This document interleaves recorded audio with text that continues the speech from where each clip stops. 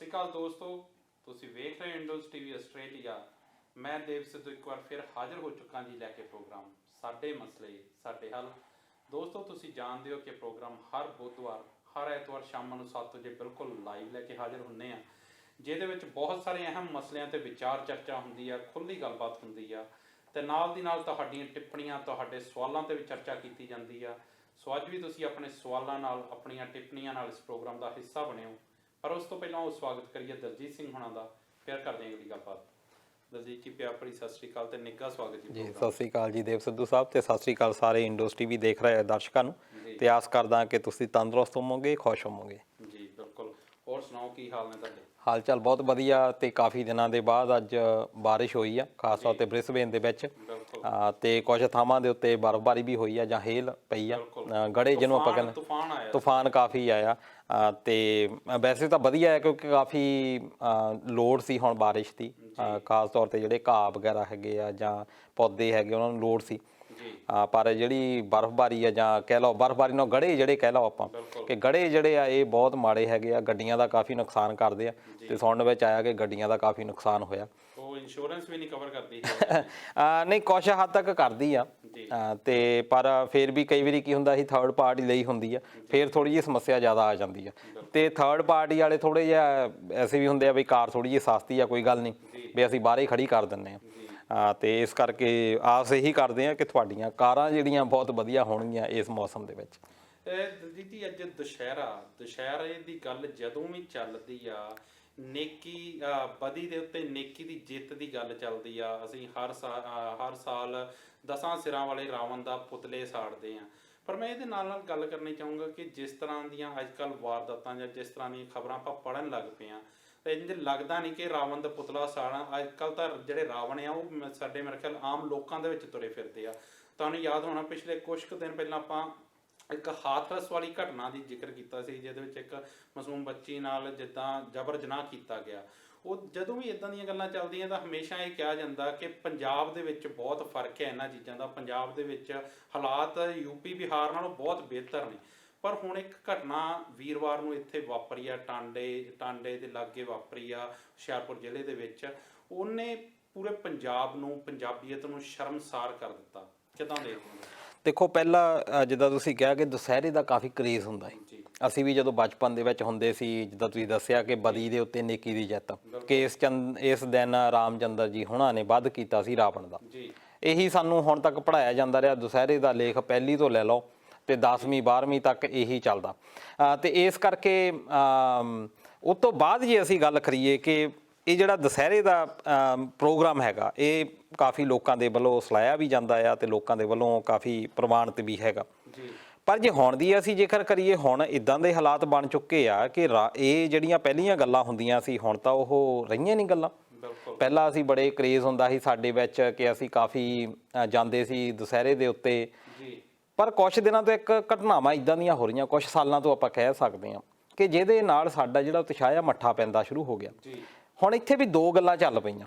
ਦੋ ਗੱਲਾਂ ਇੱਦਾਂ ਚੱਲ ਪਈਆਂ ਕਿ ਇੱਕ ਪਾਸੇ ਤਾਂ ਹੈਗਾ ਦੁਸਹਿਰਾ ਦਿਨ, ਤੇ ਇੱਕ ਪਾਸੇ ਰਾਜਨੀਤੀ ਇਹ ਵੀ ਚੱਲ ਪਈ ਆ ਕਿ ਦੁਸਹਿਰਾ ਦਿਨ ਨਹੀਂ ਹੋਣਾ ਚਾਹੀਦਾ। ਰਾਵਣ ਤਾਂ ਬਹੁਤ ਚੰਗਾ ਬੰਦਾ ਸੀ। ਅਸੀਂ ਝਾਰਖੰਡ ਦੀ ਐਗਜ਼ਾਮਪਲ ਲੈ ਲਈਏ। ਝਾਰਖੰਡ ਦੇ ਵਿੱਚ ਸ਼ਿਬੂ ਸੋਰੇਨ ਦੀ ਗੌਰਮੈਂਟ ਆਈ, ਤੇ ਸ਼ਿਬੂ ਸੋਰੇਨ ਜਦੋਂ ਆਇਆ ਤੇ ਉਹਨੇ ਆਉਂਦੇ ਨੇ ਕਹਿ ਦਿੱਤਾ ਵੀ ਅਸੀਂ ਦਹਨ ਜਿਹੜਾ ਆ ਇਹ ਨਹੀਂ ਕਰਨਾ। ਇਹ ਇੱਕ ਜੁਗ ਪਲਟਾਊ ਜਿੱਦਾਂ ਆਪਾਂ ਗੱਲ ਕਹਿ ਸਕਦੇ ਹਾਂ। ਫਿਰ ਆਪਾਂ ਕਰੁਣਾਨਿਧੀ ਜਿਹੜੇ ਕਿ ਤਾਮਿਲਨਾਡੂ ਦੇ ਵਿੱਚ ਮੁੱਖ ਮੰਤਰੀ ਵੀ ਰਹੇ ਆ, ਤੇ ਉਹਨਾਂ ਨੇ ਕਹਿ ਦਿੱਤਾ ਵੀ ਜੇ ਕੋਈ ਰਾਵਣ ਨੂੰ ਗਾਲ ਕੱਢੂਗਾ ਉਹ ਸਾਨੂੰ ਵੀ ਗਾਲ ਕੱਢਣ ਦੇ ਬਰਾਬਰ ਹੀ ਹੋਊਗਾ। ਪਰ ਜਿਹੜੀਆਂ ਘਟਨਾਵਾਂ ਅੱਜ ਕੱਲ੍ਹ ਹੋ ਰਹੀਆਂ ਆ, ਉਹ ਤੋਂ ਤਾਂ ਇਹ ਲੱਗਦਾ ਕਿ ਰਾਵਣ ਨੇ ਤਾਂ ਕਿਉਂ ਅਸੀਂ ਕੰਪੈਰੀਜ਼ਨ ਇਹ ਕਰਨ ਲੱਗ ਗਏ। ਮਹਾਤਮਾ ਰਾਵਣ ਦੇ ਨਾਂ ਤੇ ਈਵਨ ਕਿ ਪੰਜਾਬ ਦੇ ਵਿੱਚ ਪਾਇਲ ਦੇ ਨੇੜੇ ਮੰਦਿਰ ਬਣਾਉਣਾ ਸ਼ੁਰੂ ਹੋ ਗਿਆ। ਕਿ ਅਸੀਂ ਇਹ ਕੀ ਹੋ ਗਿਆ ਕਿ ਰਾਵਣ ਤਾਂ ਚੰਗਾ ਹੀ ਬਹੁਤ ਸੀ ਪਹਿਲਾਂ। ਉਸ ਵੇਲੇ ਜੇ ਅਸੀਂ ਕੰਪੈਰੀਜ਼ਨ ਕਰੀਏ, ਉਸ ਵੇਲੇ ਰਾਵਣ ਕਿਉਂ ਮਾੜਾ ਲੱਗਦਾ ਸੀ ਕਿ ਕਿਸੇ ਦੀ ਵਾਈਫ ਨੂੰ ਚੱਕ ਕੇ ਲੈ ਗਿਆ। ਇਹੀ ਗੱਲ ਆਪਾਂ ਦੇਖਦੇ ਸੀ ਕਿ ਉਹਨੇ ਇਹ ਜੀ ਧੱਕਾ ਕੀਤਾ। ਪਰ ਹੁਣ ਉਹ ਦੇਖਦੇ ਆ ਵੀ ਉਹ ਤਾਂ ਫੇਰ ਵੀ ਬਹੁਤ ਚੰਗਾ ਸੀ। ਪਰ ਹੁਣ ਜਿਹੜੇ ਸਾਡੇ ਹਾਲਾਤ ਬਣ ਚੁੱਕੇ ਆ, ਇੱਕ ਟਾਂਡਾ ਦੀ ਆਪਾਂ ਗੱਲ ਕਰ ਰਹੇ ਹਾਂ ਕਿ ਇੱਕ 6 ਸਾਲਾਂ ਦੀ ਬੱਚੀ, ਕਿ ਉਹਦੇ ਨਾਲ ਦੇਖੋ ਪਹਿਲਾਂ ਇੱਕ ਬੱਚੇ ਨੇ, ਮੁੰਡੇ ਨੇ ਜਬਰ ਜਨਾਹ ਕੀਤਾ, ਫਿਰ ਉਹਦੇ ਦਾਦੇ ਨੇ ਉਹਦੀ ਹੈਲਪ ਕੀਤੀ ਆ ਕਿ ਉਹਦੀ ਜਿਹੜੀ ਬੋਡੀ ਆ ਉਹ ਸਾੜੀ ਗਈ ਤੇ ਉਹਨੂੰ ਗੁੰਮਰਾਹ ਕਰਨ ਦੀ ਕੋਸ਼ਿਸ਼ ਕੀਤੀ ਲੋਕਾਂ ਨੂੰ। ਪਹਿਲੀ ਨਜ਼ਰੇ ਜਦੋਂ ਇਹ ਆਇਆ ਕੇਸ, ਕਿਉਂਕਿ ਇੱਕ ਬਿਹਾਰੀ ਮਜ਼ਦੂਰ ਦੀ ਉਹ ਬੱਚੀ ਸੀ, ਮੇਰੇ ਵੀ ਮਨ 'ਚ ਇਹੀ ਆਇਆ ਵੀ ਕਰਨ ਵਾਲਾ ਜਿਹੜਾ ਬੰਦਾ ਹੈ ਉਹ ਵੀ ਬਿਹਾਰੀ ਮਜ਼ਦੂਰ ਹੀ ਹੋਣਾ। ਪਹਿਲਾਂ ਜਿੰਨੀਆਂ ਵੀ ਘਟਨਾਵਾਂ ਬਹੁਤ ਹੋਈਆਂ, ਪਹਿਲਾਂ ਵੀ ਘਟਨਾਵਾਂ, ਪਰ ਉਹਦੇ ਪਿੱਛੇ ਜਦੋਂ ਇਨਵੈਸਟੀਗੇਸ਼ਨ ਹੁੰਦੀ ਸੀ ਉਹਦੇ ਵਿੱਚ ਕੋਈ ਬਿਹਾਰ ਦਾ ਜਾਂ ਯੂਪੀ ਦਾ ਜਿੱਦਾਂ ਵੀ ਹੁੰਦੀ ਕਿ ਉਹ ਨਿਕਲ ਆਉਂਦਾ ਸੀ।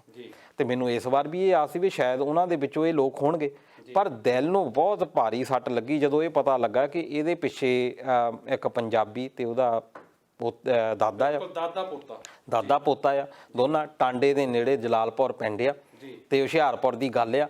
ਤੇ ਇਹ ਤਾਂ ਬੜਾ ਸਾਡੇ ਲਈ ਇੱਕ ਕਹਿ ਲਓ ਵੀ ਧੱਕਾ ਹੋ ਗਿਆ।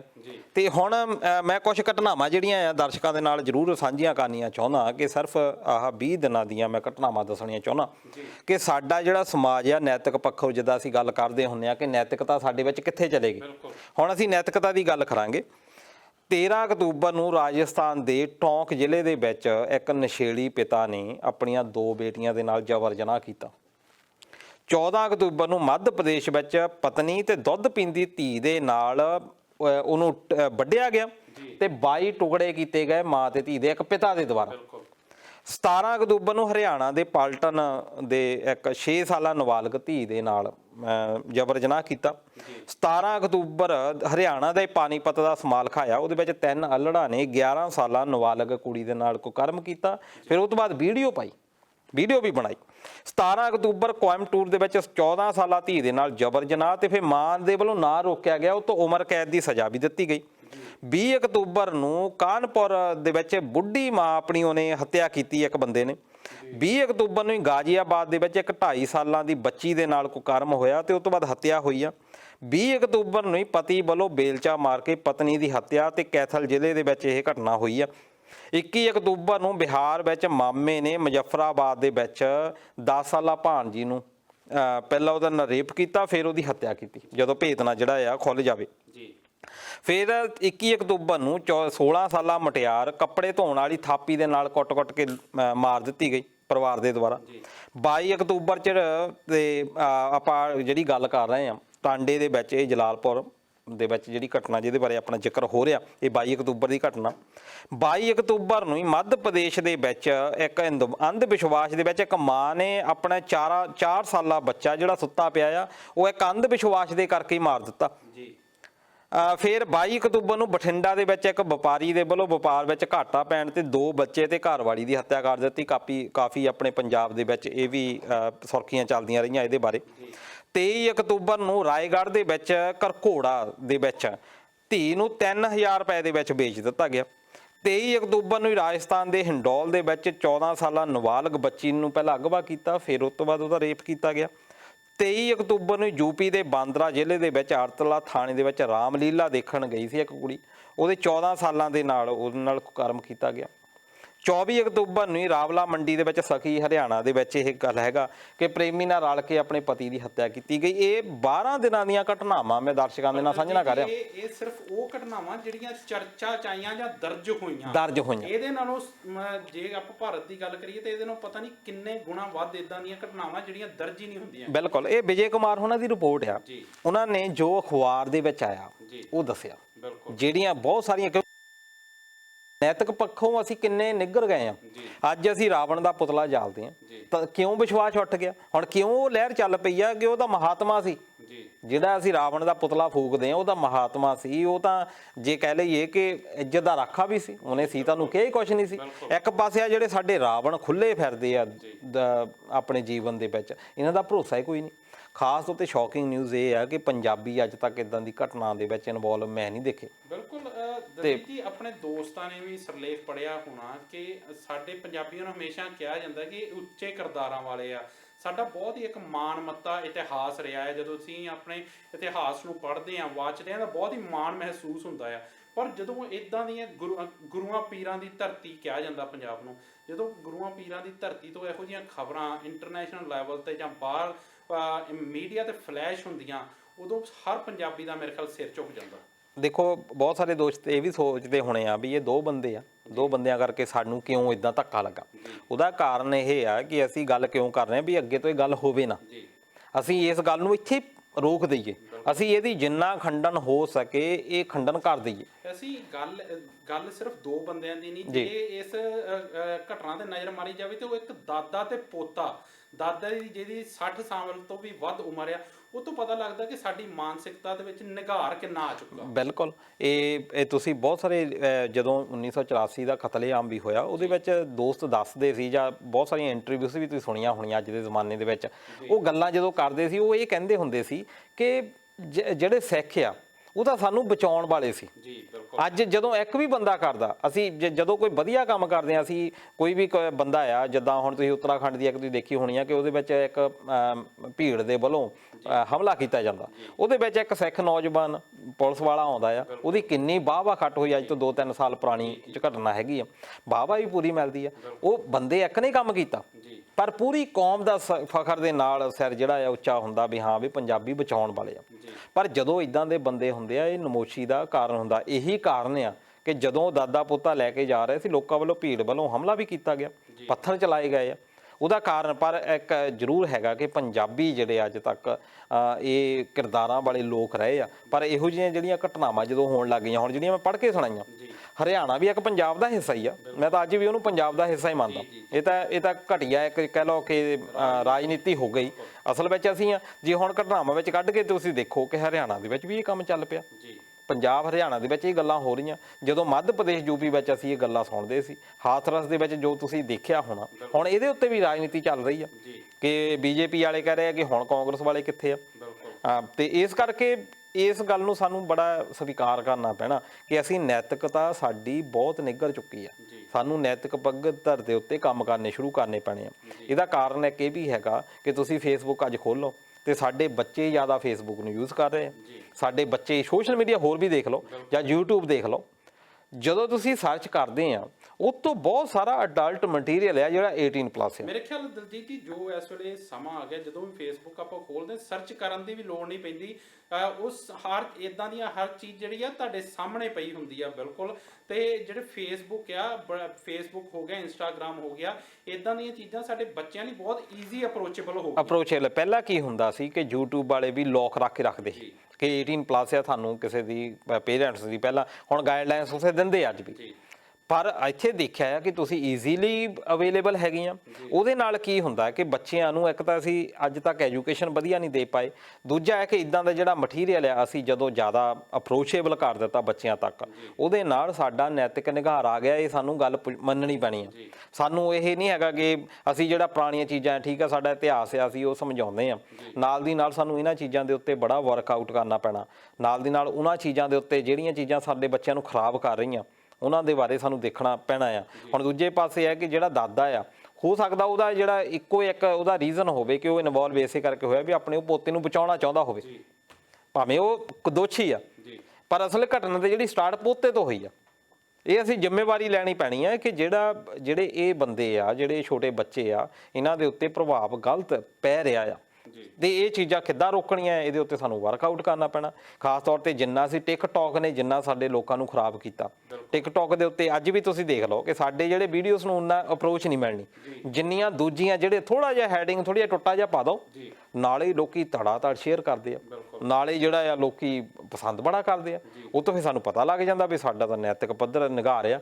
ਪਰ ਜਦੋਂ ਸਾਡੇ ਉਹ ਬੱਚਿਆਂ ਨੂੰ ਭੁਗਤਣੀ ਪੈਣੀ ਆ ਗੱਲ, ਇਹ ਨਹੀਂ ਕਿ ਅੱਜ ਇੱਥੇ ਦੀ ਗੱਲ ਟਾਂਡਾ ਦੀ ਗੱਲ ਹੋਈ ਆ, ਜਦੋਂ ਸਾਡੇ ਬੱਚਿਆਂ ਤੱਕ ਇਹ ਗੱਲ ਆਉਣੀ ਆ ਉਦੋਂ ਪਤਾ ਲੱਗਣਾ ਕਿ ਬਈ ਇਹ ਤਾਂ ਬਹੁਤ ਗਲਤ ਗੱਲ ਹੋ ਰਹੀ ਆ। ਬਿਲਕੁਲ ਦਲਜੀਤ ਜੀ, ਤੁਸੀਂ ਇਹਨਾਂ ਦੀ ਲੀਡਰਾਂ ਦੀ ਗੱਲ ਕੀਤੀ। ਲੀਡਰਾਂ ਨੂੰ ਤਾਂ ਸਿਰਫ ਮੁੱਦਾ ਚਾਹੀਦਾ ਹੁੰਦਾ ਰਾਜਨੀਤੀ ਕਰਨ ਲਈ, ਉਹਨਾਂ ਲਈ ਕੋਈ ਫਰਕ ਨਹੀਂ ਪੈਂਦਾ ਕਿ ਕਿਸੇ ਦੀ ਧੀ ਨਾਲ ਕੁਛ ਇਦਾਂ ਦਾ ਹੋਇਆ ਜਾਂ ਕੋਈ ਵੀ ਰਾਜਨੀਤੀ, ਉਹਨਾਂ ਨੂੰ ਮੁੱਦਾ ਚਾਹੀਦਾ ਤੇ ਉਹ ਸਿਰਫ ਆਪਣੀਆਂ ਰਾਜਨੀਤਿਕ ਰੋਟੀਆਂ ਸੇਕਦੇ ਇੱਕ ਦੂਜੇ ਤੇ ਇਲਜ਼ਾਮ ਲਾ ਕੇ।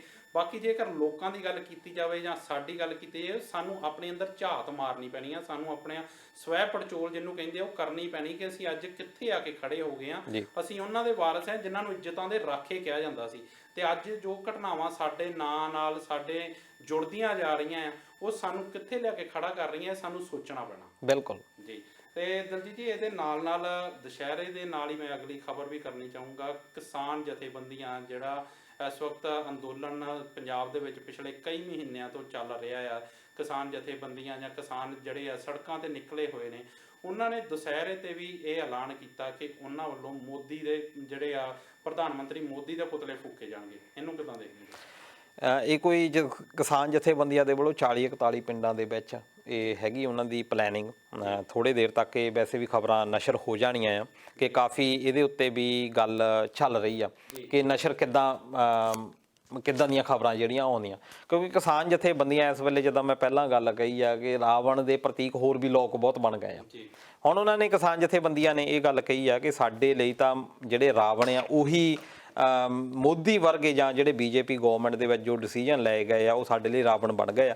ਇਸ ਕਰਕੇ ਉਹਨਾਂ ਨੇ ਪਲੈਨਿੰਗ ਇਹ ਕੀਤੀ ਆ ਕਿ ਅਸੀਂ ਰਾਵਣ ਦੇ ਜਿਹੜੇ ਪੁਤਲੇ ਆ ਉਹ ਸਾੜਨੇ ਆ, ਪਰ ਇਹਦੇ ਲਈ ਸਾਨੂੰ ਥੋੜਾ ਜਿਹਾ ਇੰਤਜ਼ਾਰ ਕਰਨਾ ਪੈਣਾ ਆ ਕਿ ਕੀ ਜਿਹੜੀਆਂ ਖਬਰਾਂ ਆ ਉਹ ਪੰਜਾਬ ਦੇ ਵਿੱਚੋਂ ਆਉਂਦੀਆਂ ਆ, ਕਿਉਂਕਿ ਅਜੇ ਤੱਕ ਤਾਂ ਇਹੀ ਆ ਕਿ ਕਿਸਾਨ ਜਥੇਬੰਦੀਆਂ ਦਾ ਅੰਦੋਲਨ ਜਿਹੜਾ ਕਾਫੀ ਤੇਜ਼ ਚੱਲ ਰਿਹਾ। ਕਿਉਂਕਿ ਪਹਿਲਾਂ ਜਿਹੜੇ ਉਗਰਾਹਾਂ ਗਰੁੱਪ ਆ ਉਹਨਾਂ ਨੇ ਕਹਿ ਦਿੱਤਾ ਸੀ ਕਿ ਅਸੀਂ ਵਾਪਸ ਲੈ ਰਹੇ ਆ ਰੇਲ ਗੱਡੀਆਂ ਵਗੈਰਾ ਦੇ ਉੱਤੇ ਜਿਹੜੇ ਧਰਨੇ ਆ ਚੱਲ ਰਹੇ ਆ, ਪਰ ਦੇਵੀਦਾਸਪੁਰਾ ਦੇ ਵਿੱਚ ਜਾਂ ਰਾਜਪੁਰਾ ਦੇ ਵਿੱਚ ਜਿਹੜੇ ਰੇਲ ਰੋਕੀ ਹੋਈ ਆ ਟਰੈਕ, ਉਸ ਤੋਂ ਬਾਅਦ ਰੇਲਵੇ ਨੇ ਵੀ ਕਾਫੀ ਰੋਕ ਲਾ ਦਿੱਤੀ ਆਪਣੇ ਜਿਹੜੇ ਰੈਕ ਉਹਨਾਂ ਦੇ ਆਉਣੇ ਸੀ।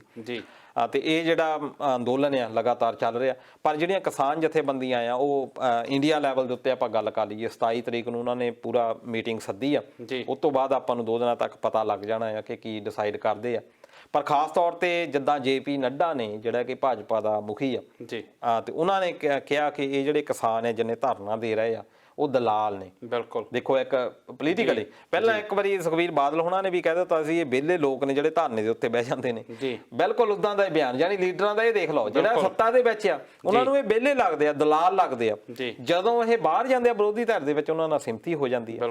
ਤੇ ਉਸ ਤੋਂ ਬਾਅਦ ਕਿਸਾਨਾਂ ਨੇ ਇਸ ਗੱਲ ਦਾ ਕਾਫੀ ਬੁਰਾ ਮਨਾਇਆ ਆ ਤੇ ਇਹ ਅੰਦੋਲਨ ਹੋਰ ਵੀ ਅਜੇ ਭਖਣ ਦੀ ਆਸ ਹੈਗੀ ਆ।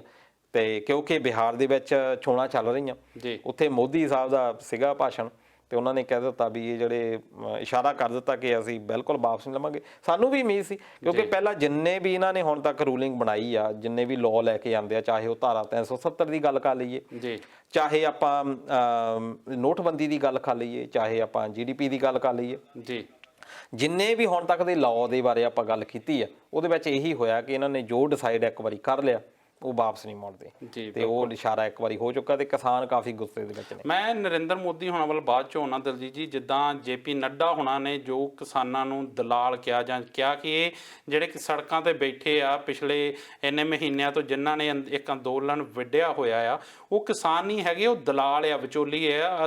ਅਸਲ ਦੇ ਵਿੱਚ ਦਲਾਲ ਜਿਹੜਾ ਸ਼ਬਦ ਉਹਨਾਂ ਵੱਲੋਂ ਵਰਤਿਆ ਗਿਆ, ਜਿਹਦਾ ਬਹੁਤ ਜ਼ਿਆਦਾ ਗੁੱਸਾ ਮਨਾਇਆ ਗਿਆ ਤੇ ਗੁੱਸਾ ਮਨਾਉਣਾ ਬਣਦਾ ਵੀ ਸੀ ਕਿਉਂਕਿ ਜਿਹੜੇ ਕਿਸਾਨ ਸੜਕਾਂ ਤੇ ਬੈਠੇ ਆ ਉਹ ਆਪਣੇ ਹੱਕਾਂ ਲਈ ਬੈਠੇ ਆ, ਆਪਣਾ ਭਵਿੱਖ ਖਤਰੇ 'ਚ ਦਿਸ ਰਿਹਾ ਉਹਨਾਂ ਨੂੰ, ਉਹ ਤਾਂ ਬੈਠੇ ਆ।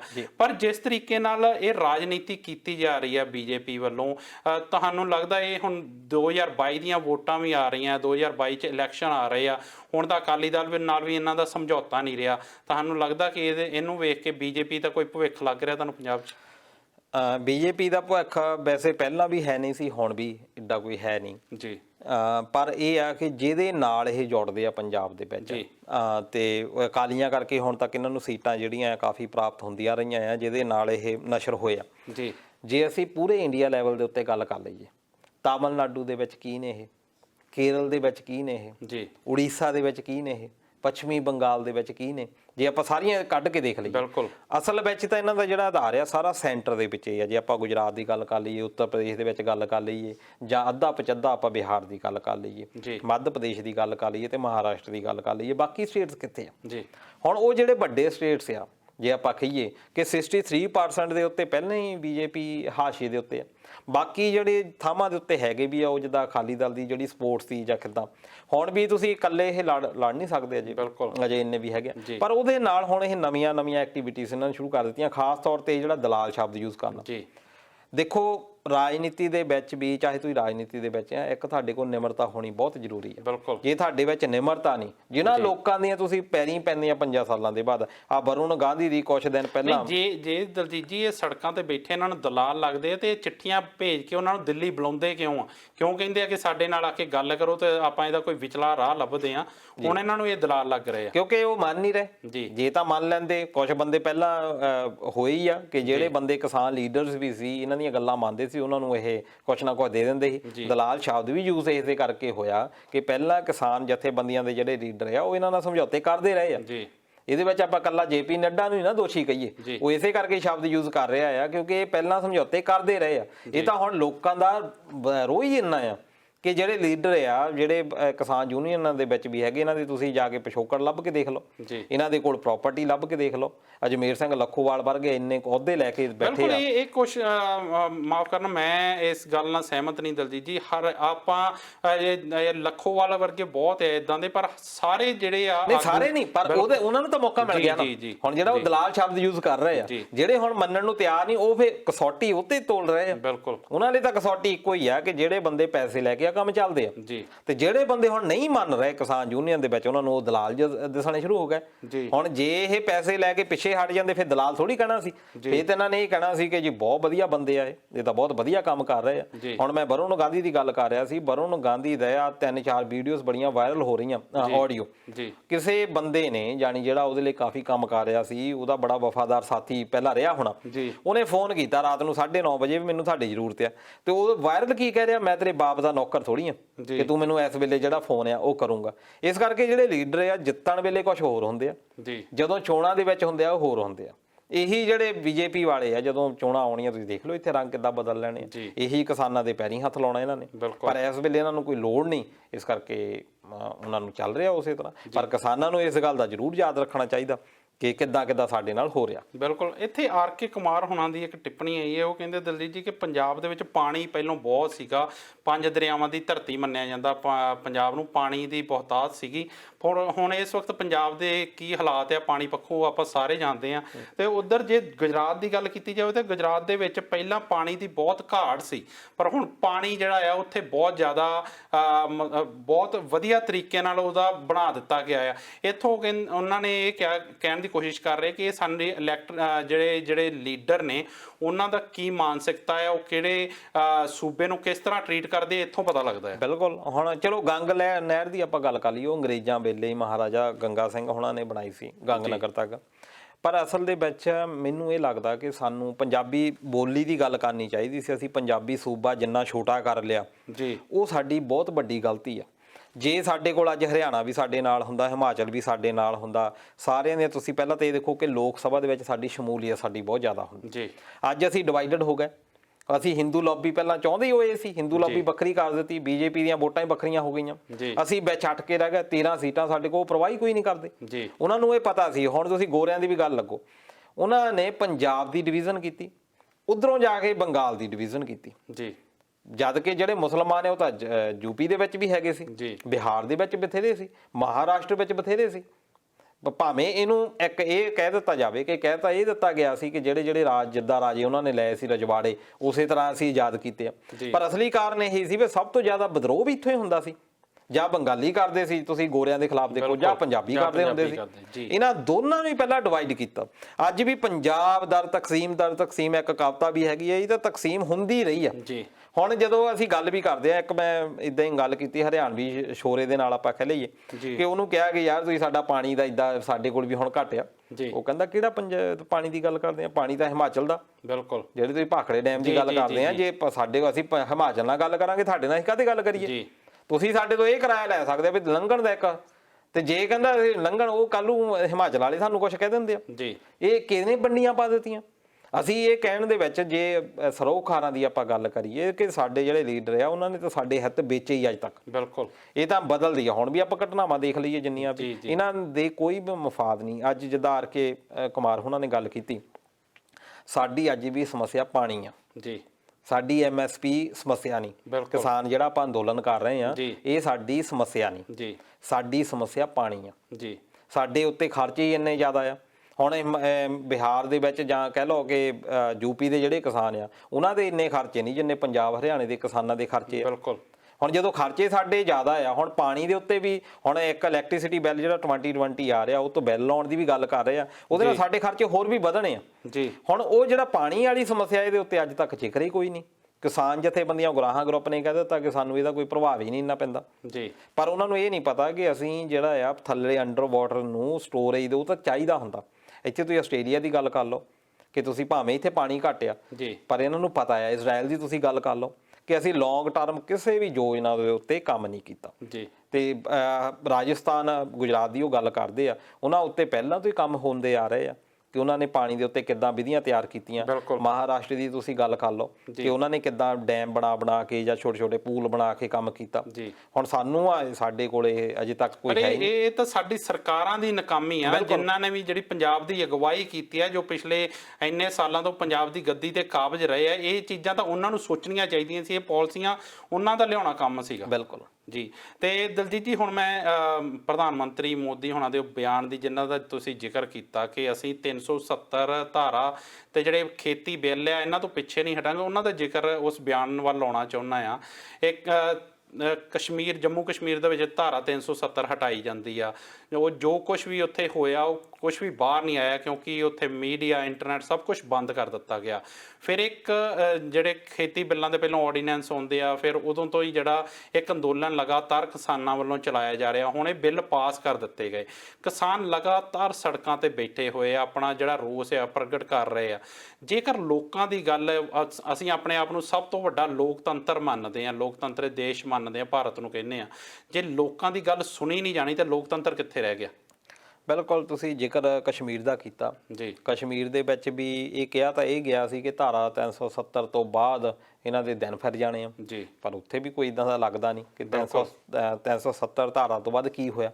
ਉਲਟਾ ਅਸੀਂ ਕਸ਼ਮੀਰ ਦੇ ਨਾਲ, ਚੀਨ ਦੇ ਨਾਲ ਪੰਗਾ ਪਾ ਲਿਆ ਜੀ। ਜਦੋਂ ਦਾ ਇਹ ਧਾਰਾ ਹਟੀ ਆ, ਉਸ ਤੋਂ ਬਾਅਦ ਕਸ਼ਮੀਰ ਨੇ ਉਹ ਕਬਜ਼ੇ ਦੀ ਗੱਲ ਕਰਨੀ ਸ਼ੁਰੂ ਕਰ ਦਿੱਤੀ ਹੈ। 370 ਧਾਰਾ ਤੋਂ ਪਹਿਲਾਂ ਤੇ ਹੈ ਹੀ ਨਹੀਂ ਸੀ ਕੁਝ ਵੀ ਜੀ। ਹੁਣ ਇਹ ਹੈ ਕਿ ਹੁਣ ਉੱਥੇ ਜਿਹੜੀਆਂ ਮਹਿਬੂਬਾ ਮੁਫਤੀ ਤੇ ਅਬਦੁੱਲਾ ਫਰੂਕ ਅਬਦੁੱਲਾ ਦੀ ਆਪਾਂ ਗੱਲ ਕਰ ਲਈਏ ਜੀ, ਕਿ ਉਹ ਇਕੱਠੇ ਹੋ ਗਏ ਆ। ਉਹਨਾਂ ਨੇ ਇੱਕ ਪੀਪਲਸ ਅਲਾਇੰਸ ਸੰਸਥਾ ਬਣਾ ਲਈ ਆ। ਉਹਦੇ ਵਿੱਚ ਉਹਨਾਂ ਨੇ ਇਹ ਕਹਿਣਾ ਸ਼ੁਰੂ ਕਰ ਦਿੱਤਾ ਆ ਕਿ ਸਾਡੇ ਜਿਹੜੇ ਹਿੱਤਾਂ ਦੀ ਸਵੀਕਾਰਤਾ ਹੋਣੀ ਚਾਹੀਦੀ ਆ। ਤੇ ਨਾਲ ਦੀ ਨਾਲ ਕੁਝ ਇਹ ਵੀ ਗੱਲਾਂ ਉੱਠ ਗਈਆਂ ਕਿ ਜਿੱਦਾਂ ਪਹਿਲਾਂ 2 ਝੰਡੇ ਹੁੰਦੇ ਸੀ ਜੀ, ਜਦੋਂ 370 ਧਾਰਾ ਲਾਗੂ ਹੁੰਦੀ ਸੀ ਉਸ ਵੇਲੇ, ਕਿਉਂਕਿ ਦੇਸ਼ ਦੇ ਅੰਦਰ ਇੱਕ ਦੇਸ਼ ਸੀ ਜੀ, ਤੇ ਉਹਨਾਂ ਨੂੰ ਕੁਝ ਵਾਧੂ ਦੇ ਸੁਵਿਧਾਵਾਂ ਦਿੱਤੀਆਂ ਗਈਆਂ ਸੀ ਕਿ ਉਹਨਾਂ ਦਾ ਇੱਕ ਵੱਖਰਾ ਝੰਡਾ ਹੁੰਦਾ ਸੀ ਜੀ। ਹੁਣ ਉਹਨਾਂ ਦਾ ਝੰਡਾ ਉਹ ਖਤਮ ਕਰ ਦਿੱਤਾ ਗਿਆ 370 ਧਾਰਾ ਤੋਂ ਬਾਅਦ ਜੀ। ਹੁਣ ਮਹਿਬੂਬਾ ਮੁਫਤੀ ਦਾ ਇਹ ਬਿਆਨ ਆਇਆ ਕਿ ਮੈਂ ਉਹ ਝੰਡਾ ਨਹੀਂ ਮੰਨਦੀ ਜਿਹੜਾ ਇੰਡੀਆ ਦਾ। ਬਿਲਕੁਲ, ਮੇਰੇ ਲਈ ਤਾਂ ਉਹ ਜੰਮੂ ਕਸ਼ਮੀਰ ਦਾ ਝੰਡਾ ਅਹਿਮ ਹੈ। ਇਹ ਇੱਕ ਵੱਖਵਾਦੀ ਲਹਿਰ ਚੱਲ ਪਈ ਆ ਜੀ, ਬਿਲਕੁਲ ਉਸੇ ਤਰ੍ਹਾਂ ਦੀ ਲਹਿਰ ਜਿੱਦਾਂ ਦੀ ਆਪਾਂ ਖਾਲਿਸਤਾਨ ਦੀ ਗੱਲ ਕਰ ਲਈਏ ਜੀ। ਪਹਿਲਾਂ ਕੀ ਹੁੰਦਾ ਕਿ ਮਹਿਬੂਬਾ ਮੁਫਤੀ ਦਾ ਜਿਹੜਾ ਧੜਾ ਆ ਉਹ ਵੱਖਵਾਦੀ ਲਹਿਰ ਨੂੰ ਪ੍ਰਮੋਟ ਕਰਦਾ ਹੈ ਜੀ, ਪਰ ਡਾਕਟਰ ਅਬਦੁੱਲਾ ਫਰੂਕ ਦੀ ਆਪਾਂ ਗੱਲ ਕਰ ਲਈਏ ਕਿ ਉਹ ਡੈਮੋਕ੍ਰੈਟਿਕ ਰਹੇ ਆ ਸ਼ੁਰੂ ਤੋਂ ਜੀ। ਪਰ ਹੁਣ ਜੇ ਇਕੱਠੇ ਹੋਏ ਆ, ਹੁਣ ਉਹ ਇੱਕ ਤਰ੍ਹਾਂ ਦੇ ਨਾਲ, ਇੱਕ ਪਾਸੇ ਅਸੀਂ ਗੱਲ ਕਰਦੇ ਆ ਕਿ ਅਸੀਂ ਜੰਮੂ ਕਸ਼ਮੀਰ ਦੇ ਵਿੱਚ ਸ਼ਾਂਤੀ ਲੈ ਕੇ ਆਉਣੀ ਆ ਜੀ, ਕਿੰਨਾ ਵਧੀਆ ਇਲਾਕਾ ਆ, ਦੁਨੀਆ ਦਾ ਸਵਰਗ ਆਪਾਂ ਉਹਨੂੰ ਕਹਿ ਸਕਦੇ ਹਾਂ, ਪਰ ਲੋਕੀ ਜਾਂਦੇ ਨਹੀਂ ਕਿਉਂਕਿ ਉੱਥੇ ਖਤਰਾ ਹੀ ਬਹੁਤ ਹੈ ਜਾਣ ਦਾ। ਤੇ ਇਸ ਕਰਕੇ ਉਹਦੇ ਜਿਹੜੇ ਇਹਦੇ ਵੀ ਕਾਫੀ ਇਹ ਅਹਿਮ ਹੋ ਜਾਂਦਾ ਅੱਜ ਦੇ ਯੁੱਗ ਦੇ ਵਿੱਚ ਕਿ ਕਿਸ ਤਰੀਕੇ ਦੇ ਨਾਲ ਅਸੀਂ ਉਹਨੂੰ ਦੇਖਦੇ ਹਾਂ। ਉਹ ਜਿਹੜੀ ਅਬਦੁੱਲਾ ਫਰੂਕ ਤੇ ਮਹਿਬੂਬਾ ਮੁਫਤੀ ਦੋਨੋਂ ਇਕੱਠੇ ਹੋਏ ਆ।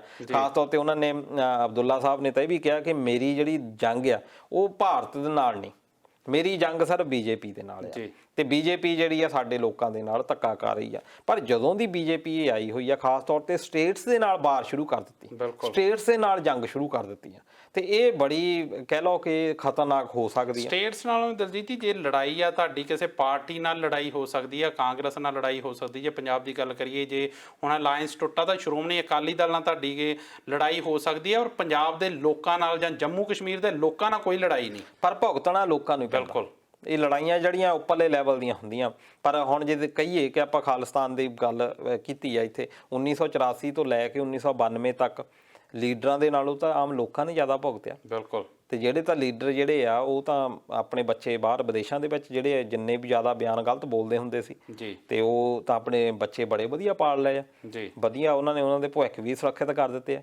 ਅੱਜ ਵੀ ਉਹ ਪੋਲੀਟੀਕਲ ਪਾਰਟੀਜ਼ ਦੇ ਵਿੱਚ ਪੂਰੇ ਐਕਟਿਵ ਆ, ਪਰ ਆਮ ਲੋਕਾਂ ਦੇ ਜਿਨ੍ਹਾਂ ਦੇ ਕਈਆਂ ਦੀਆਂ ਜਨਰੇਸ਼ਨਸ ਹੀ ਖਤਮ ਹੋ ਗਈਆਂ ਜਾਂ ਅੱਜ ਤੱਕ ਉਹ ਤਾਬੇ ਹੀ ਨਹੀਂ ਆਏ, ਉਹਨਾਂ ਦੀ ਐਜੂਕੇਸ਼ਨ ਹੀ ਖਤਮ ਹੋ ਗਈ। ਬਹੁਤ ਸਾਰੇ ਪਿੰਡ ਇਦਾਂ ਦੇ ਰਹਿ ਗਏ ਕਿ ਜਿਨ੍ਹਾਂ ਦੇ ਕਹਿੰਦੇ ਹੁੰਦੇ ਡੋਲੇ ਹੀ ਨਹੀਂ ਉੱਠੇ, ਜਿੱਥੇ ਵਿਆਹ ਹੀ ਨਹੀਂ ਹੋਏ ਜਾਂ ਲੋਕੀ ਤਿਆਰ ਹੀ ਨਹੀਂ ਸੀ। ਤੇ ਹੁਣ ਬਿਲਕੁਲ ਉਸੇ ਤਰ੍ਹਾਂ ਦਾ ਫੇ ਆ। ਹੁਣ ਇਕੋਨਮਿਕਲੀ ਬਾਹਰ ਚੱਲ ਪਈ, ਪਹਿਲਾਂ ਤਾਂ ਇੱਕ ਧਾਰਮਿਕ ਬਾਹਰ ਸੀ, ਅੱਜ ਇਕੋਨਮਿਕਲੀ ਬਾਹਰ ਚੱਲ ਗਈ ਕਿ ਇਹਨਾਂ ਨੂੰ ਇਕੋਨਮਿਕਲੀ ਇੰਨਾ ਕਮਜ਼ੋਰ ਕਰ ਦਿੱਤਾ ਜਾਵੇ ਕਿ ਉੱਠੇ ਨਾ ਪਾਉਣ ਜੀ। ਹੁਣ ਕਿਉਂਕਿ ਮੇਨ ਜਿਹੜੀ ਸਾਡੀ ਕਹਿ ਲਓ ਕਿ ਸਾਡਾ ਮੇਨ ਧੰਦਾ ਆ ਉਹ ਖੇਤੀਬਾੜੀ ਆ। ਬਿਲਕੁਲ, ਖੇਤੀਬਾੜੀ ਦੇ ਉੱਤੇ ਮਜ਼ਦੂਰ ਡਿਪੈਂਡੈਂਟ ਹੈਗੇ ਆ। ਜੇ ਆਪਾਂ ਦੇਖ ਲਈਏ 25% ਖੇਤੀ ਆ, 25% ਕਹਿ ਲਓ ਕਿ ਇੰਡਸਟਰੀ ਆ, ਤੇ 50% ਜਿਹੜੀ ਸਾਡੀ ਸਰਵਿਸਿਜ਼ ਆ। ਬਿਲਕੁਲ। ਜੇ 25% ਸਿੱਧਾ ਹੀ ਤੁਸੀਂ ਉਹਨੂੰ ਧੱਕਾ ਕਰਦੇ ਆ ਤੇ ਤੁਸੀਂ ਹਾਲਾਤ ਅੰਦਾਜ਼ਾ ਲਾ ਲਓ ਕਿ ਕਿੱਥੇ ਤੱਕ ਜਾਣਾ ਹੈ। ਜੀ ਬਿਲਕੁਲ। ਪਰ ਦਲਜੀਤ ਜੀ, ਜਿਸ ਤਰੀਕੇ ਨਾਲ ਮੋਦੀ ਹੁਣਾਂ ਦਾ ਇਹ ਬਿਆਨ ਹੈ, ਹੁਣ ਕਿਸਾਨ ਇੰਨੀ ਦੇਰ ਤੋਂ ਸੜਕਾਂ ਤੇ ਬੈਠੇ ਆ, ਰੇਲਾਂ ਰੋਕੀਆਂ ਹੋਈਆਂ ਆ, ਅੰਦੋਲਨ ਪੂਰਾ ਸਿਖਰ ਤੇ ਆ, ਬੜੇ ਪੀਸਫੁਲ ਢੰਗ ਨਾਲ ਆਪਣਾ ਉਹ ਰੋਸ ਪ੍ਰਗਟ ਕਰ ਰਹੇ ਆ, ਪਰ ਮੋਦੀ ਹੁਣਾਂ ਦਾ ਇਹ ਬਿਆਨ ਜਿਸ ਤਰੀਕੇ ਨਾਲ ਉਹਨਾਂ ਨੇ ਬੜੇ ਬੇਪਰਵਾਹੀ ਨਾਲ ਇੱਕ ਬਿਆਨ ਦਿੱਤਾ ਕਿ ਅਸੀਂ ਇਸ ਤੋਂ ਪਿੱਛੇ ਨਹੀਂ ਹਟਦੇ, ਇਹਨੂੰ ਵੇਖ ਕੇ ਤਾਂ ਇਹੀ ਲੱਗਦਾ ਕਿ ਜਿੱਦਾਂ ਤੁਸੀਂ ਦੱਸਿਆ ਕਿ ਪੰਜਾਬ ਦੀਆਂ 13 ਸੀਟਾਂ ਉਹਨਾਂ ਦੀ ਉਹ ਪਰਵਾਹ ਹੀ ਨਹੀਂ ਕਰਦੇ। ਬਿਲਕੁਲ ਜੀ ਬਿਲਕੁਲ। ਤੇ ਇਹਦੇ ਨਾਲ ਨਾਲ ਮੈਂ ਟਿੱਪਣੀਆਂ ਦੀ ਗੱਲ ਕਰਾਂ ਤਾਂ ਆਰ.ਕੇ. ਕੁਮਾਰ ਹੁਣਾਂ ਦੀ ਗੱਲ, ਉਹਨਾਂ ਨੇ ਟਿੱਪਣੀ ਕੀਤੀ ਕਿ ਜਿਹੜੇ ਪੰਜਾਬ ਨੂੰ ਬਾਕੀ ਟੈਨਸ਼ਨਾਂ ਛੱਡ ਕੇ ਜਿਹੜੀ ਆਪਣੇ ਜਿਹੜੇ ਮੁੱਦੇ ਆ ਪੰਜਾਬ ਦੇ, ਉਹਨਾਂ ਬਾਰੇ ਸੋਚਣਾ ਚਾਹੀਦਾ। ਪਰ ਜਿਹੜੇ ਸਾਡੇ ਲੀਡਰ ਆ ਉਹ ਸਾਨੂੰ ਇਹਨਾਂ ਝਮੇਲਿਆਂ ਤੋਂ ਹੋਰ ਝਮੇਲੇ ਪਾ ਰੱਖਦੇ ਆ, ਸਾਨੂੰ ਇਹ ਚੀਜ਼ਾਂ ਬਾਰੇ ਸੋਚਣ ਨਹੀਂ ਦਿੰਦੇ। ਤੇ ਨਾਲ ਦੀ ਨਾਲ ਮਨਦੀਪ ਸਿੱਧੂ ਹੁਣਾਂ ਦੀ ਟਿੱਪਣੀ ਆਈ ਆ, ਉਹ ਪ੍ਰੋਗਰਾਮ ਨੂੰ ਪਸੰਦ ਕਰ ਰਹੇ ਆ। ਸੋ ਤੁਹਾਡਾ ਵੀ ਬਹੁਤ ਬਹੁਤ ਧੰਨਵਾਦ ਸਿੱਧੂ ਸਾਹਿਬ। ਇਹਦੇ ਨਾਲ ਦਲਜੀਤ ਜੀ, ਪੰਜਾਬ ਵੱਲੋਂ ਪੰਜਾਬ ਵਿਧਾਨ ਸਭਾ ਦੇ ਵਿੱਚੋਂ 3 ਬਿੱਲ ਪਾਸ ਕੀਤੇ ਗਏ, ਉਹ ਬਿੱਲਾਂ ਨੂੰ ਰੱਦ ਕਰਨ ਲਈ। ਪਰ ਜਦੋਂ ਬਿੱਲ ਪਾਸ ਕੀਤੇ ਗਏ, ਉਹ ਰਾਜਪਾਲ ਕੋਲ ਭੇਜੇ ਗਏ, ਉਸ ਤੋਂ ਬਾਅਦ ਹੀ ਇੱਕ ਖਬਰ ਨਿਕਲ ਕੇ ਆਉਂਦੀ ਹੈ ਕਿ ਜਿਹੜੇ ਕੈਪਟਨ ਸਾਹਿਬ ਆ, ਮੁੱਖ ਮੰਤਰੀ ਪੰਜਾਬ, ਉਹਨਾਂ ਦੇ ਬੇਟੇ ਨੂੰ ਈਡੀ ਵੱਲੋਂ ਇੱਕ ਸੰਮਨ ਭੇਜੇ ਜਾਂਦੇ ਆ। ਇਹ ਟਾਈਮਿੰਗ ਕਿੰਨੀ ਕਮਾਲ ਦੀ ਆ। ਬਿਲਕੁਲ। ਇਹ ਜੇ ਦੇਖਿਆ ਜਾਵੇ 2016 ਦਾ ਮਾਮਲਾ ਹੈਗਾ, ਤੇ ਇਹਨੂੰ ਅਗਸਤ ਮਹੀਨੇ ਦੇ ਵਿੱਚ ਵੀ ਅਦਾਲਤ ਨੇ ਸੱਦਿਆ ਸੀ ਕਿ ਇਹਨੇ ਪ੍ਰਾਪਰਟੀ, ਰਣਇੰਦਰ ਸਿੰਘ ਜਿਹੜੇ ਕਿ ਕੈਪਟਨ ਅਮਰਿੰਦਰ ਸਿੰਘ ਦੇ ਲੜਕੇ ਹੈਗੇ, ਕਿ ਇਹਨਾਂ ਨੇ ਬਹੁਤ ਜ਼ਿਆਦਾ ਪ੍ਰਾਪਰਟੀ ਬਣਾਈ ਹੋਈ ਆ ਜੀ। ਇਨਕਮ ਟੈਕਸ ਨੇ ਅਜੇ ਤੱਕ ਅਦਾਲਤ ਨੂੰ ਰਿਕਾਰਡ ਹੀ ਨਹੀਂ ਦਿੱਤਾ ਜੀ, ਜਦ ਕਿ ਅਦਾਲਤ ਇੱਕ ਪਾਸੇ ਤਾਂ ਗੱਲਾਂ ਕਰਦੇ ਆ ਕਿ ਅਦਾਲਤ ਨੂੰ ਰਿਕਾਰਡ ਉਦੋਂ ਦੇਣਾ ਚਾਹੀਦਾ ਸੀ ਜੀ। 2 ਤਰੀਕਾਂ ਪਈਆਂ ਆ, 2 ਤਰੀਕਾਂ ਦੇ ਵਿੱਚ ਇਨਕਮ ਟੈਕਸ ਨੇ ਅਜੇ ਤੱਕ ਉਹਨਾਂ ਨੂੰ ਰਿਕਾਰਡ ਹੀ ਨਹੀਂ ਦਿੱਤਾ। ਇਸ ਕਰਕੇ ਰਿਕਾਰਡ ਕਰਕੇ ਕਾਫੀ ਪੰਗਾ। ਹੁਣ ਜਦੋਂ ਦੇ ਕਾਨੂੰਨ ਪਾਸ ਹੋਏ ਆ, ਉਦੋਂ ਤੋਂ ਫੇਰ ਇੱਕ ਵਾਰੀ ਖਿੱਚ ਲਿਆ, ਤੇ ਨਾਲ ਦੀ ਨਾਲ ਉਹਨਾਂ ਦੇ ਉੱਤੇ ਫੇਮਾ ਦਾ ਕੇਸ ਵੀ ਇੱਕ ਪਾ ਦਿੱਤਾ, ਜਾਂ ਕਹਿ ਲਓ ਕਿ ਉਹਦੇ ਅੰਡਰ ਇਨਵੈਸਟੀਗੇਸ਼ਨ ਸ਼ੁਰੂ ਕਰ ਦਿੱਤੀ ਆ। ਫੇਮਾ ਕੀ ਆ ਕਿ foreign exchange of management act, ਇਹ 1999 ਬਣਾਇਆ ਗਿਆ ਸੀ। ਇਹਦੇ ਵਿੱਚ ਇਹ ਕਿਹਾ ਸੀ ਕਿ ਜਿਹੜੀ ਬਾਹਰਲੀ ਪ੍ਰਾਪਰਟੀ ਆ ਜਾਂ ਬਾਹਰਲੀ ਜਿਹੜੀ ਲੈਣ ਦੇਣ ਆ ਸਾਡੀਆਂ, ਉਹਦੇ ਤੇ ਆਧਾਰਿਤ ਸੀ ਕਿ ਉਹਦੀ ਉਲੰਘਣਾ ਜੇ ਹੁੰਦੀ ਹੈ ਇਸ ਐਕਟ ਦੇ ਅਧੀਨ ਕਾਰਵਾਈ ਹੋਣੀ ਆ ਜੀ। ਹੁਣ ਇਹਨਾਂ ਰਣਇੰਦਰ ਸਿੰਘ ਹੋਣਾ ਦੇ ਉੱਤੇ ਵੀ ਇਲਜ਼ਾਮ ਇਹ ਲੱਗਦਾ ਵੀ ਇਹਨਾਂ ਨੇ ਦੁਬਈ ਦੇ ਵਿੱਚ ਇਹਨਾਂ ਦੀ ਕਾਫੀ ਪ੍ਰਾਪਰਟੀ ਹੈਗੀ ਆ, ਜਾਂ ਯੂਕੇ ਦੇ ਵਿੱਚ ਵੀ ਪ੍ਰਾਪਰਟੀ ਹੈਗੀ ਆ, ਜਿਹਦੇ ਉੱਤੇ ਇਹ ਜਿਹੜਾ ਟੈਕਸ ਆ, ਇਹ ਇਨਕਮ ਟੈਕਸ ਨਹੀਂ ਦੇ ਰਿਹਾ ਜੀ। ਪਰ ਇਹ ਜਿਹੜੀ ਜਾਂਚ ਆ 4 ਸਾਲ ਹੋ ਗਿਆ ਜੇ ਕਿਤੇ ਸਿਰੇ ਹੀ ਨਹੀਂ ਚੜ੍ਹ ਰਹੀ। ਈਵਨ ਰਣਇੰਦਰ ਸਿੰਘ ਤੇ ਕੈਪਟਨ ਅਮਰਿੰਦਰ ਸਿੰਘ ਦੇ ਉੱਤੇ ਇਦਾਂ ਦੇ 3 ਕੇਸ ਹੋਰ ਚੱਲ ਰਹੇ ਆ। ਹੁਣ ਈਡੀ ਨੇ ਫੇਰ ਸਾਹਮਣੇ ਇੱਕ ਵਾਰੀ ਜਾਰੀ ਕਰ ਦਿੱਤੇ ਆ। ਅਸੀਂ ਪਹਿਲਾਂ ਵੀ ਗੱਲਾਂ ਕਰਦੇ ਹਾਂ ਕਿ CBI ਤੇ ਈਡੀ ਇਹ ਸੈਂਟਰ ਦੀਆਂ ਸੰਸਥਾਵਾਂ ਜੀ, ਇਹਨਾਂ ਨੂੰ ਉਸੇ ਵੇਲੇ ਜਦੋਂ ਮਰਜ਼ੀ ਖੋਲ ਲਓ, ਇਹ ਡਰਾਉਣ ਦੇ ਲਈ ਵਰਤਿਆ ਜਾਂਦਾ। ਬਿਲਕੁਲ, ਕਿ ਜਿਹੜਾ ਬੰਦਾ ਜ਼ਿਆਦਾ ਸਿਰ ਚੱਕਣ ਦੀ ਕੋਸ਼ਿਸ਼ ਕਰਦਾ ਉਹਨੂੰ ਉਸੇ ਵੇਲੇ ਡਰ ਲਾ ਲਓ ਜੀ। ਬਹੁਤ ਸਾਰੇ ਇਦਾਂ ਦੇ ਲੀਡਰ ਹੈਗੇ ਆ, ਅੜਿਆ ਸੋ ਝੜਿਆ, ਜੋ ਸਾਡੇ ਖਿਲਾਫ ਬੋਲੂਗਾ ਉਹਦੀ ਅਸੀਂ ਜਿਹੜੇ ਸੋਰਿਆ ਉਸੇ ਵੇਲੇ ਅਸੀਂ ਬੰਦ ਕਰ ਦੇਵਾਂਗੇ। ਇਹਦੇ ਵਿੱਚ ਤੁਸੀਂ ਮਾਇਆਵਤੀ ਦੀ ਗੱਲ ਲਾ ਲਓ ਕਿ ਉਹਨੂੰ CBI ਦਾ ਝਟਕਾ ਦੇ ਦਿੱਤਾ ਜਾਂਦਾ। ਲਾਲੂ ਪ੍ਰਸਾਦ ਯਾਦਵ ਆ, ਉਹ ਤੋਂ ਕਰਪਟ ਲੋਕ ਜੀ, ਲਾਲੂ ਪ੍ਰਸਾਦ ਯਾਦਵ ਤੋਂ ਕਰਪਟ ਲੋਕ ਬਾਹਰ ਸ਼ਰੇਆਮ ਘੁੰਮ ਰਹੇ ਆ, ਤੇ ਉਹਦੇ ਉੱਤੇ ਉਹਨੂੰ ਬਦਨਾਮ ਕਰਕੇ ਉਹਨੂੰ ਅੰਦਰ ਸਿੱਟਿਆ ਹੋਇਆ। ਕਿਉਂਕਿ ਸਭ ਤੋਂ ਜ਼ਿਆਦਾ ਜੇ ਚੈਲੰਜ ਕਰਦਾ ਸੀ BJP ਨੂੰ, ਉਹ ਲਾਲੂ ਪ੍ਰਸਾਦ ਯਾਦਵ ਸੀ। ਅੱਜ ਸਾਡੇ ਲੋਕ ਇਹ ਝੱਟ ਕਹਿ ਦਿੰਦੇ ਆ ਜੀ ਉਹ ਤਾਂ ਅਨਪੜ੍ਹ ਬੰਦਾ। ਇਹਨਾਂ ਨੂੰ, ਇਹ ਲੋਕਾਂ ਨੂੰ ਇਹ ਨਹੀਂ ਪਤਾ ਕਿ ਉਹ ਆਪਣੇ ਕਾਲਜ ਦਾ ਲੀਡਰ ਸੀ। ਉਹ ਕਾਲਜ ਐਨ ਪੜ੍ਹਿਆ ਲਿਖਿਆ ਬੰਦਾ ਆ, ਵਧੀਆ ਨੌਲੇਜ ਰੱਖਦਾ ਉਹ ਜੀ। ਇਹੀ ਲਾਲੂ ਪ੍ਰਸਾਦ ਯਾਦਵ ਸੀ ਜਿਹਦੇ ਵਿੱਚ ਰੇਲਵੇ ਅੱਜ ਤੱਕ ਮੁਨਾਫੇ ਦੇ ਵਿੱਚ ਗਿਆ, ਨਹੀਂ ਤਾਂ ਘਾਟੇ 'ਚ ਰਿਹਾ ਅੱਜ ਤੱਕ। ਈਵਨ ਕਿ ਬਾਹਰਲੇ ਦੇਸ਼ਾਂ ਨੇ ਉਹਨੂੰ ਸੱਦਿਆ ਵੀ ਤੂੰ ਦੇ ਲੈਕਚਰ ਇਹਦੇ ਉੱਤੇ। ਕਾਰਨ ਉਹਨੇ ਕੀ ਕੀਤਾ, ਉਹਨੇ ਇੱਕ ਪਹਿਲਾਂ ਹੀ ਇਹ ਕਰ ਦਿੱਤਾ ਕਿ ਜਿਹੜੇ ਸਾਡੇ ਅੱਜ ਤਾਂ ਮੇਕ ਇਨ ਇੰਡੀਆ ਦੀ ਗੱਲ ਕਰਦੇ ਆ, ਉਹਨੇ ਤਾਂ ਇਹ ਵੀ ਕਹਿ ਦਿੱਤਾ ਜਿਹੜਾ ਹੈਗਾ ਕਿ ਕੋਈ ਭਾਂਡੇ ਬਣਾਉਣ ਵਾਲਾ, ਕਿ ਜਿਹੜੇ ਮਿੱਟੀ ਦੇ ਭਾਂਡੇ ਬਣਦੇ ਆ ਉਹਨਾਂ ਨੂੰ ਇੱਥੇ ਲੈ ਕੇ ਆਓ, ਪਲਾਸਟਿਕ ਬੰਦ ਕਰੋ। ਉਹਨੇ ਤਾਂ ਸਾਰੀ ਇੰਪਰੂਵਮੈਂਟ ਥੱਲੇ ਤੋਂ ਸ਼ੁਰੂ ਕਰ ਦਿੱਤੀ। ਜਦੋਂ ਤੁਸੀਂ ਇੰਟਰਫੇਅਰ ਵਧੀਆ ਤਰੀਕੇ ਦੇ ਨਾਲ ਕਰਦੇ ਆ ਤੇ ਬਾਅਦ 'ਚ ਭਾਵੇਂ ਦੋਸ਼ ਲੱਗਦੇ ਰਹੇ ਆ ਕਿ ਜੀ ਇਹਨੇ ਧੱਕੇ ਦੇ ਨਾਲ ਜਾਂ ਤੋੜ ਮਰੋੜ ਕੀਤੀ ਗਈ ਹੈ, ਉਹਦੇ ਬਾਰੇ ਵੀ ਕੋਈ ਸਬੂਤ ਨਹੀਂ ਮਿਲੇ ਜੀ। ਪਰ ਜੋ ਸਾਡੇ ਕੋਲ ਰਿਕਾਰਡ ਸਾਹਮਣੇ ਆਇਆ ਉਹਦੇ ਵਿੱਚ ਇੱਕੋ ਇੱਕ ਸੀ ਕਿ ਰੇਲਵੇ ਉਹਨੇ ਵਧੀਆ ਤਰੀਕੇ ਦੇ ਨਾਲ ਲੈ ਆਂਦੀ ਸੀ। ਈਵਨ ਕਿ ਕੁਝ ਰੇਲਵੇ ਦੇ ਮਿਨਿਸਟਰਾਂ ਦੇ ਨਾਲ, ਅਧਿਕਾਰੀਆਂ ਦੇ ਨਾਲ ਮੇਰੀ ਗੱਲ ਹੋਈ, ਇੱਥੇ ਵੀ ਆਪਣੇ ਆਏ, ਤੇ ਉਹਨਾਂ ਨੇ ਇਹੀ ਗੱਲ ਕਹੀ ਕਿ ਲਾਲੂ ਪ੍ਰਸਾਦ ਯਾਦਵ ਤੋਂ ਈਵਨ ਕਿ ਜਿਹੜੇ ਅਧਿਕਾਰੀ ਸੀ, ਮੁਲਾਜ਼ਮ ਸੀ, ਉਹ ਵੀ ਬੜੇ ਖੁਸ਼ ਸੀ ਕਿ ਕੋਈ ਤਾਂ ਬੰਦਾ ਹੈ ਜਿਹੜਾ ਕੰਮ ਕਰਨ ਲੱਗਾ ਆ। ਉਹ ਵੀ ਡੱਲ ਹੋ ਜਾਂਦੇ ਆ ਕਿ ਅੱਜ ਕਿੱਥੇ ਆ ਰੇਲਵੇ। ਇਸ ਕਰਕੇ BJP ਨੇ ਤਾਂ ਉਹ ਬੰਦੇ ਜਿਹੜੇ ਬੰਦੇ ਬੋਲਣ ਦੀ ਕੋਸ਼ਿਸ਼ ਕਰਦੇ ਆ ਉਹਨਾਂ ਨੂੰ ਉਸੇ ਵੇਲੇ ਨੁਕਰੇ ਲਾ ਦਿੱਤਾ ਜਾਂਦਾ। ਉਹਦਾ ਐਡਾ ਜ਼ਿਆਦਾ ਡੀਫੇਮ ਕੀਤਾ ਜਾਂਦਾ ਉਹਨੂੰ ਕਿ ਉਹਨੂੰ ਕਹਿ ਲਓ ਕਿ ਉੱਠਣ ਜੋਗਾ ਰਹਿੰਦਾ ਹੀ ਨਹੀਂ ਜੀ। ਤੇ ਇਹੀ ਜਿਹੜਾ ਪਰ ਇਹਦੇ ਨਾਲ ਦਲਜੀਤ ਜੀ ਜਦੋਂ ਇਸ ਤਰ੍ਹਾਂ ਜਿਹੜੀਆਂ ਸੈਂਟਰ ਦੀਆਂ ਜਿਹੜੀਆਂ ਏਜੰਸੀਆਂ ਆ ਉਹਨਾਂ ਨੂੰ ਆਪਣੇ ਮਫਾਦਾਂ ਲਈ ਸਰਕਾਰ ਵੱਲੋਂ ਵਰਤਿਆ ਜਾਂਦਾ, ਉਦੋਂ ਫਿਰ ਇਹਨਾਂ ਦੀ ਕ੍ਰੈਡੀਬਿਲਿਟੀ ਕਿੱਥੇ ਰਹਿ ਜਾਂਦੀ ਹੈ ਸੈਂਟਰਲ ਏਜੰਸੀਆਂ ਦੀਆਂ, ਜਿਸ ਤਰੀਕੇ ਨਾਲ ਜਦੋਂ ਵੀ ਕੋਈ ਉਹਨਾਂ ਖਿਲਾਫ ਬੋਲਦਾ ਸਰਕਾਰ ਦੇ ਉਹਨੂੰ ਜਿਹੜੇ ਆ ਇਹ ਸਾਰੀਆਂ ਏਜੰਸੀਆਂ ਉਹਦੇ ਮਗਰ ਲਾ ਦਿੱਤੀਆਂ ਜਾਂਦੀਆਂ। ਕ੍ਰੈਡੀਬਿਲਿਟੀ ਤਾਂ ਹੈ ਕਿਹਦੀ ਆ? ਬਿਲਕੁਲ। ਪਹਿਲਾਂ ਲੋਕੀ ਕਹਿੰਦੇ ਹੁੰਦੇ ਸੀ, ਮੰਗ ਕੀਤੀ ਜਾਂਦੀ ਸੀ CBI ਦੇ ਕੋਲ ਇਹ ਰੈਫਰ ਕਰੋ ਜੀ, ਤੇ ਸਰਕਾਰਾਂ ਮੰਨਦੀਆਂ ਨਹੀਂ ਹੁੰਦੀਆਂ ਸੀ ਜੀ, ਬਹੁਤ ਔਖਾ ਕੇਸ ਹੁੰਦਾ ਸੀ ਤੇ ਤਾਂ ਜਾ ਕੇ ਕਿਤੇ CBI ਦੇ ਕੋਲ ਪਹੁੰਚਦਾ ਸੀ। ਪਰ ਜੇ ਇਹ ਦੇਖਿਆ ਜਾਵੇ BJP ਪਹਿਲੀ ਨਹੀਂ ਹੈਗੀ ਜਿਹਨੇ ਸ਼ੁਰੂਆਤ ਕੀਤੀ ਹੈ। ਸ਼ੁਰੂਆਤ ਤਾਂ ਇੰਦਰਾ ਗਾਂਧੀ ਦੇ ਵੇਲੇ ਤੋਂ ਹੀ ਹੋ ਗਈ ਸੀ। ਇੰਦਰਾ ਗਾਂਧੀ ਨੇ ਐਮਰਜੈਂਸੀ ਲਾਗੂ ਕੀਤੀ, ਤੋੜ ਮਰੋੜ ਸਾਰੀਆਂ ਸੰਸਥਾਵਾਂ ਦੀ ਤਾਂ ਕਾਂਗਰਸ ਤੋਂ ਹੀ ਸ਼ੁਰੂ ਹੋ ਗਈ ਸੀ। ਆਪਾਂ ਫੇਮਾ ਦੀ ਵੀ ਗੱਲ ਕਰ ਲਈਏ, ਕਿਹਨੇ ਬਣਾਇਆ ਸੀ ਕਾਨੂੰਨ? ਅਸਲ ਵਿੱਚ ਤਾਂ BJP ਨੇ ਉਹਨਾਂ ਚੀਜ਼ਾਂ ਨੂੰ ਵਰਤਣਾ ਸ਼ੁਰੂ ਕਰ ਦਿੱਤਾ ਜਿਨ੍ਹਾਂ ਨੇ ਆਪਣੇ ਮਫਾਦ ਕਾਂਗਰਸ ਲਈ ਬਣਾਇਆ ਜਾ ਰਿਹਾ ਸੀ। ਅਸੀਂ ਇਹ ਨਹੀਂ ਕਹਿ ਸਕਦੇ ਕਿ ਇੱਥੇ ਕਾਂਗਰਸ ਬਰੀ ਆ, ਪਰ ਇੱਥੇ ਜਿਹੜੀ ਵੀ ਪਾਰਟੀ ਆਉਂਦੀ ਆ ਉਹ ਆਪਣੇ ਆਪ ਨੂੰ ਬਚਾਉਣ ਦੇ ਲਈ ਨਾ ਏਜੰਸੀਜ਼ ਨੂੰ ਵਰਤਦੀ ਆ ਜੀ, ਤਾਂ ਕਿ ਜਿਹੜਾ ਉਹਨਾਂ ਦੇ ਰਾਸਤੇ ਦੇ ਵਿੱਚ ਕੋਈ ਰੋੜਾ ਨਾ ਅਟਕੇ। ਜੀ ਬਿਲਕੁਲ।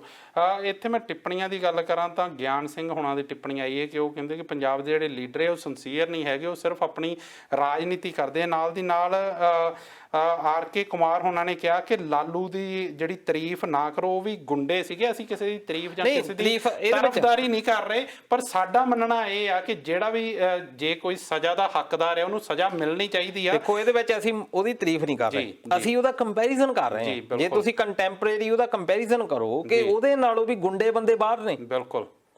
ਸਿਰਫ ਜੇ ਘੱਟੋ ਘੱਟ ਬਲਾਤਕਾਰੀ ਬਿਲਕੁਲ ਬਹੁਤ ਸਾਰੇ ਹੈਗੇ ਨੇ। ਜੇ ਅਸੀਂ ਇਹਦੇ ਵਿੱਚ ਇਹ ਕਰ ਰਹੇ ਹਾਂ ਕਿ ਇੱਕ ਬੰਦੇ ਦੇ ਉੱਤੇ ਕੇਸ ਪਾ ਦਿੱਤੇ ਜਾਂਦੇ ਆ।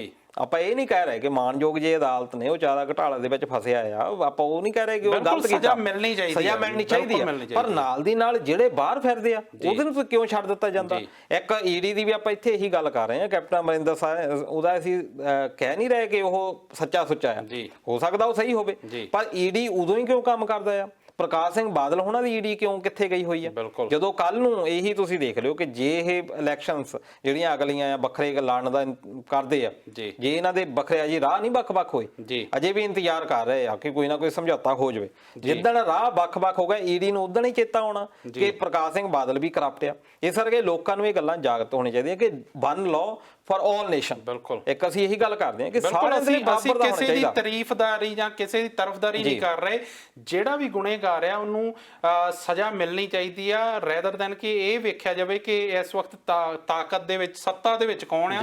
ਕੁਰਸੀ ਨੂੰ ਵੇਖ ਕੇ ਸਜ਼ਾ ਨਹੀਂ ਮਿਲਣੀ ਚਾਹੀਦੀ। ਜਿਹੜੀ ਲਾਅ ਹੈ ਉਹ ਸਾਰਿਆਂ ਲਈ ਬਰਾਬਰ ਹੋਣਾ ਚਾਹੀਦਾ ਆ। ਬਿਲਕੁਲ। ਤੇ ਇੱਥੇ ਜਿਹੜੇ ਗਿਆਨ ਸਿੰਘ ਹੁਣਾਂ ਦੀ ਇੱਕ ਵਾਰ ਫਿਰ ਤੋਂ ਟਿੱਪਣੀ ਆਈ ਆ, ਉਹ ਕਹਿੰਦੇ ਕਿ ਜਿਹੜੇ ਪੋਲੀਟੀਕਲ ਪਾਰਟੀਆਂ ਜਿਹੜੀਆਂ ਪੰਜਾਬ ਦੀਆਂ, ਉਹਨਾਂ ਨੇ ਵਿਧਾਨ ਸਭਾ ਦੇ ਵਿੱਚ ਯੂਨਿਟੀ ਇੱਕ ਮਤ ਹੋ ਕੇ ਜਿਹੜੇ ਸਾਰੇ ਬਿੱਲ ਪਾਸ ਕੀਤੇ, ਪਰ ਉਸ ਤੋਂ ਬਾਅਦ ਬਾਹਰ ਆਉਂਦੇ ਹੀ ਆਪੋ ਆਪਣੀ ਜਿਹੜੀ ਸੱਤਾ ਆ, ਜਿਹੜੀ ਸਿਆਸਤ ਹੈ, ਉਹ ਖੇਡਣ ਲੱਗ ਪਏ। ਦੇਖੋ ਸਾਰੀਆਂ ਪਾਰਟੀਆਂ ਨਹੀਂ ਸੀ ਉਹਦੇ ਵਿੱਚ, ਭਾਜਪਾ ਨੇ ਬਾਈਕਾਟ ਕੀਤਾ, ਭਾਜਪਾ ਵੱਖਰੀ ਸੀ ਜੀ, ਪਰ ਇਹ ਵੱਖਰੀ ਗੇਮਸ ਇਹ ਸੀ ਕਿ ਕੋਈ ਕ੍ਰੈਡਿਟ ਕਿਹਨੂੰ ਮਿਲਦਾ। ਬਿਲਕੁਲ। ਕ੍ਰੈਡਿਟ ਕੋਈ ਵੀ ਪਾਰਟੀ ਇਹ ਨਹੀਂ ਚਾਹੁੰਦੀ ਹੁੰਦੀ, ਜਿੱਦਾਂ ਆਪਾਂ ਗੱਲ ਕਰਦੇ ਹਾਂ ਕਿ ਰੌਲਾ ਕ੍ਰੈਡਿਟ ਦਾ। ਜੇ ਕ੍ਰੈਡਿਟ ਦੇ ਦਿੱਤਾ ਜਾਂਦਾ ਵੀ ਸਾਰੀ ਪਾਰਟੀ ਵੀ ਇੰਨਾ ਹਿੱਸਾ ਇਹਦੇ ਵਿੱਚ ਆਮ ਆਦਮੀ ਪਾਰਟੀ ਦਾ ਵੀ ਰੋਲ ਆ, ਇਹਦੇ ਵਿੱਚ ਅਕਾਲੀਆਂ ਦਾ ਵੀ ਰੋਲ ਆ, ਇਹ ਚ ਕਾਂਗਰਸ ਦਾ ਵੀ ਰੋਲ ਆ।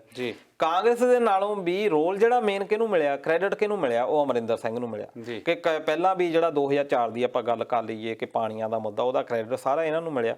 ਤੇ ਇਸ ਕਰਕੇ ਜ਼ਰੂਰ ਉਹ ਕ੍ਰੈਡਿਟ ਦੀ ਗੱਲ ਆ, ਬਾਹਰ ਆ ਕੇ ਬੋਲਣ ਦੀ। ਜਿੰਨੇ ਵੀ ਲੀਡਰ ਜਿਹੜੇ ਬੋਲੇ ਆ, ਕਿਉਂਕਿ ਮਫਾਦਾਂ ਦੇ ਨਾਲੋਂ ਇਹ ਆ ਕਿ ਜਿਹੜੀਆਂ ਅਗਲੀਆਂ ਚੋਣਾਂ ਆ ਅਸੀਂ ਇਹਦੇ ਵਿੱਚ ਵਰਤੀਏ ਕੀ। ਜੀ। ਇਹਦੇ ਨਾਲ ਦਲਜੀਤ ਜੀ ਇੱਕ BJP ਨੇ ਨਵੀਂ ਰਣਨੀਤੀ ਤਿਆਰ ਕੀਤੀ ਹੈ ਪੰਜਾਬ ਨੂੰ ਲੈ ਕੇ। ਇੱਕ ਤਰ੍ਹਾਂ ਦੀ ਜਾਤੀਵਾਦ ਦੀ ਸਿਆਸਤ ਖੇਡੀ ਜਾ ਰਹੀ ਹੈ ਉਹਨਾਂ ਵੱਲੋਂ।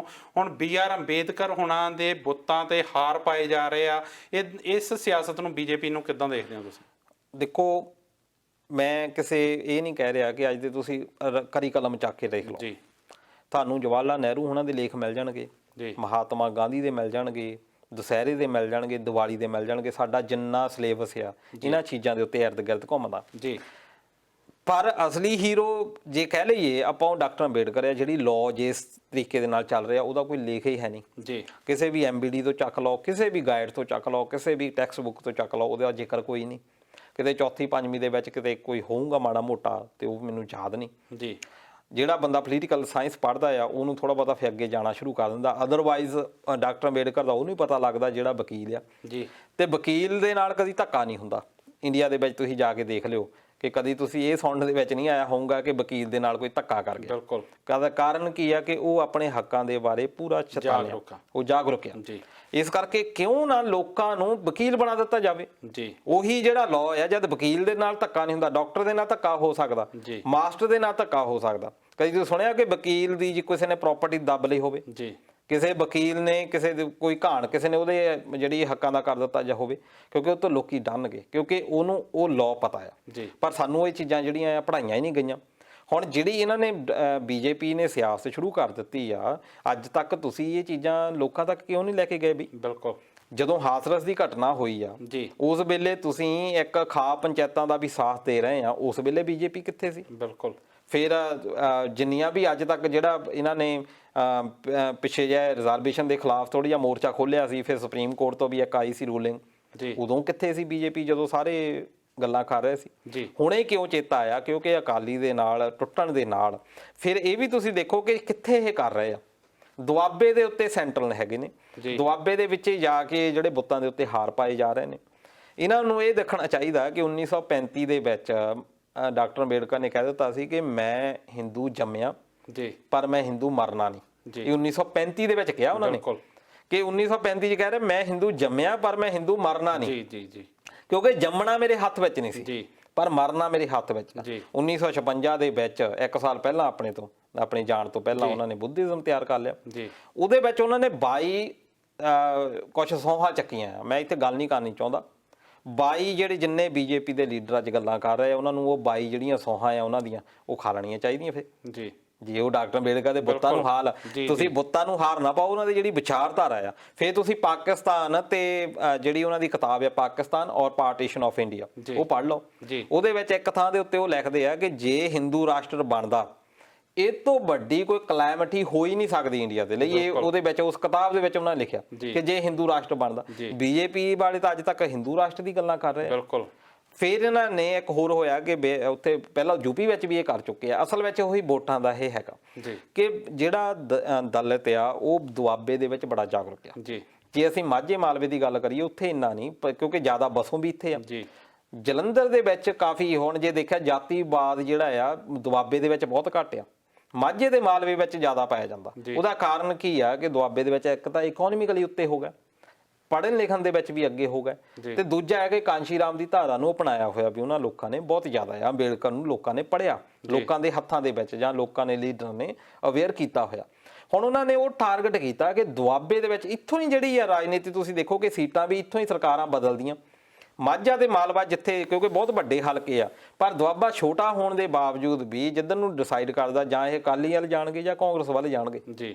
ਹੁਣ ਬੀਜੇਪੀ ਨੇ ਇਹ ਹੋਇਆ ਕਿ ਇਹਨਾਂ ਨੂੰ ਅਸੀਂ ਟਾਰਗੇਟ ਕਰੀਏ, ਇੱਥੋਂ ਅਸੀਂ ਜਿੰਨੀਆਂ ਵੀ ਹੈਗੀਆਂ ਸਾਂਪਲਾ ਸਾਹਿਬ ਜਿਹੜੇ ਕਿ ਆਪ ਦਲਿਤ ਹੈਗੇ ਨੇ ਉਹਨਾਂ ਨੂੰ ਬਣਾਇਆ ਇੱਧਰ। ਫਿਰ ਸੋਮ ਪ੍ਰਕਾਸ਼ ਇੱਥੋਂ ਜਿੱਤੇ ਹੋਏ ਨੇ ਕਿ ਹਾਰ ਪਾਉਣਾ। ਪਹਿਲਾਂ ਤਾਂ ਨਵਾਂ ਸ਼ਹਿਰ ਦੇ ਵਿੱਚੋਂ ਵਿਰੋਧ ਹੋਣਾ ਸ਼ੁਰੂ ਹੋ ਗਿਆ ਦਲਿਤ ਜਥੇਬੰਦੀਆਂ ਵੱਲੋਂ ਵੀ, ਕਿਸਾਨ ਜਥੇਬੰਦੀਆਂ ਵੱਲੋਂ ਵੀ, ਕਿ ਇਹ ਬਿਲਕੁਲ ਗਲਤ ਹੋ ਰਿਹਾ, ਕਿ ਸਾਨੂੰ ਇਹਨਾਂ ਦਾ ਸਾਥ ਨਹੀਂ ਦੇਣਾ ਚਾਹੀਦਾ ਕਿਉਂਕਿ ਸਾਡੀ ਵਿਚਾਰਧਾਰਾ ਹੀ। ਅੱਜ ਤੁਹਾਨੂੰ ਚੇਤਾ ਆ ਗਿਆ, ਤੁਸੀਂ ਪਹਿਲਾਂ ਕਿੱਥੇ ਸੀ? ਇਹ ਗੱਲਾਂ ਦੇ ਉੱਤੇ ਜ਼ਰੂਰ ਲੋਕੀ ਸਵਾਲ ਇਹ ਜਵਾਬ ਪੁੱਛ ਰਹੇ ਆ। ਅੱਜ ਅੰਮ੍ਰਿਤਸਰ ਦੇ ਵਿੱਚ JP ਨੱਡਾ ਹੋਣੀ ਉਹ ਵੀ ਗਏ ਸੀ ਹਾਰ ਪਾਉਣ, ਤੇ ਉਸ ਤੋਂ ਬਾਅਦ ਫਿਰ ਉੱਥੇ ਵੀ ਵਿਰੋਧ ਹੋਇਆ।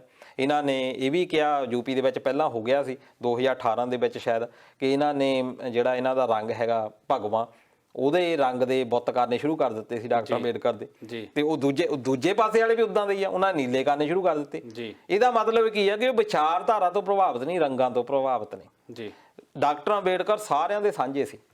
ਉਹਨਾਂ ਨੇ ਗੱਲ ਤਾਂ ਇਹ ਕੀਤੀ ਸੀ ਕਿ ਸਾਰੇ ਜਿਹੜੀ ਧਰਮ ਨਿਰਪੱਖਤਾ ਦਾ ਅਧਿਕਾਰ ਦਿੱਤਾ ਸਾਨੂੰ, ਕਿ ਹਰ ਧਰਮ ਦਾ ਬੰਦਾ ਇੱਥੇ ਆਜ਼ਾਦੀ ਦੇ ਨਾਲ ਰਹਿ ਸਕਦਾ।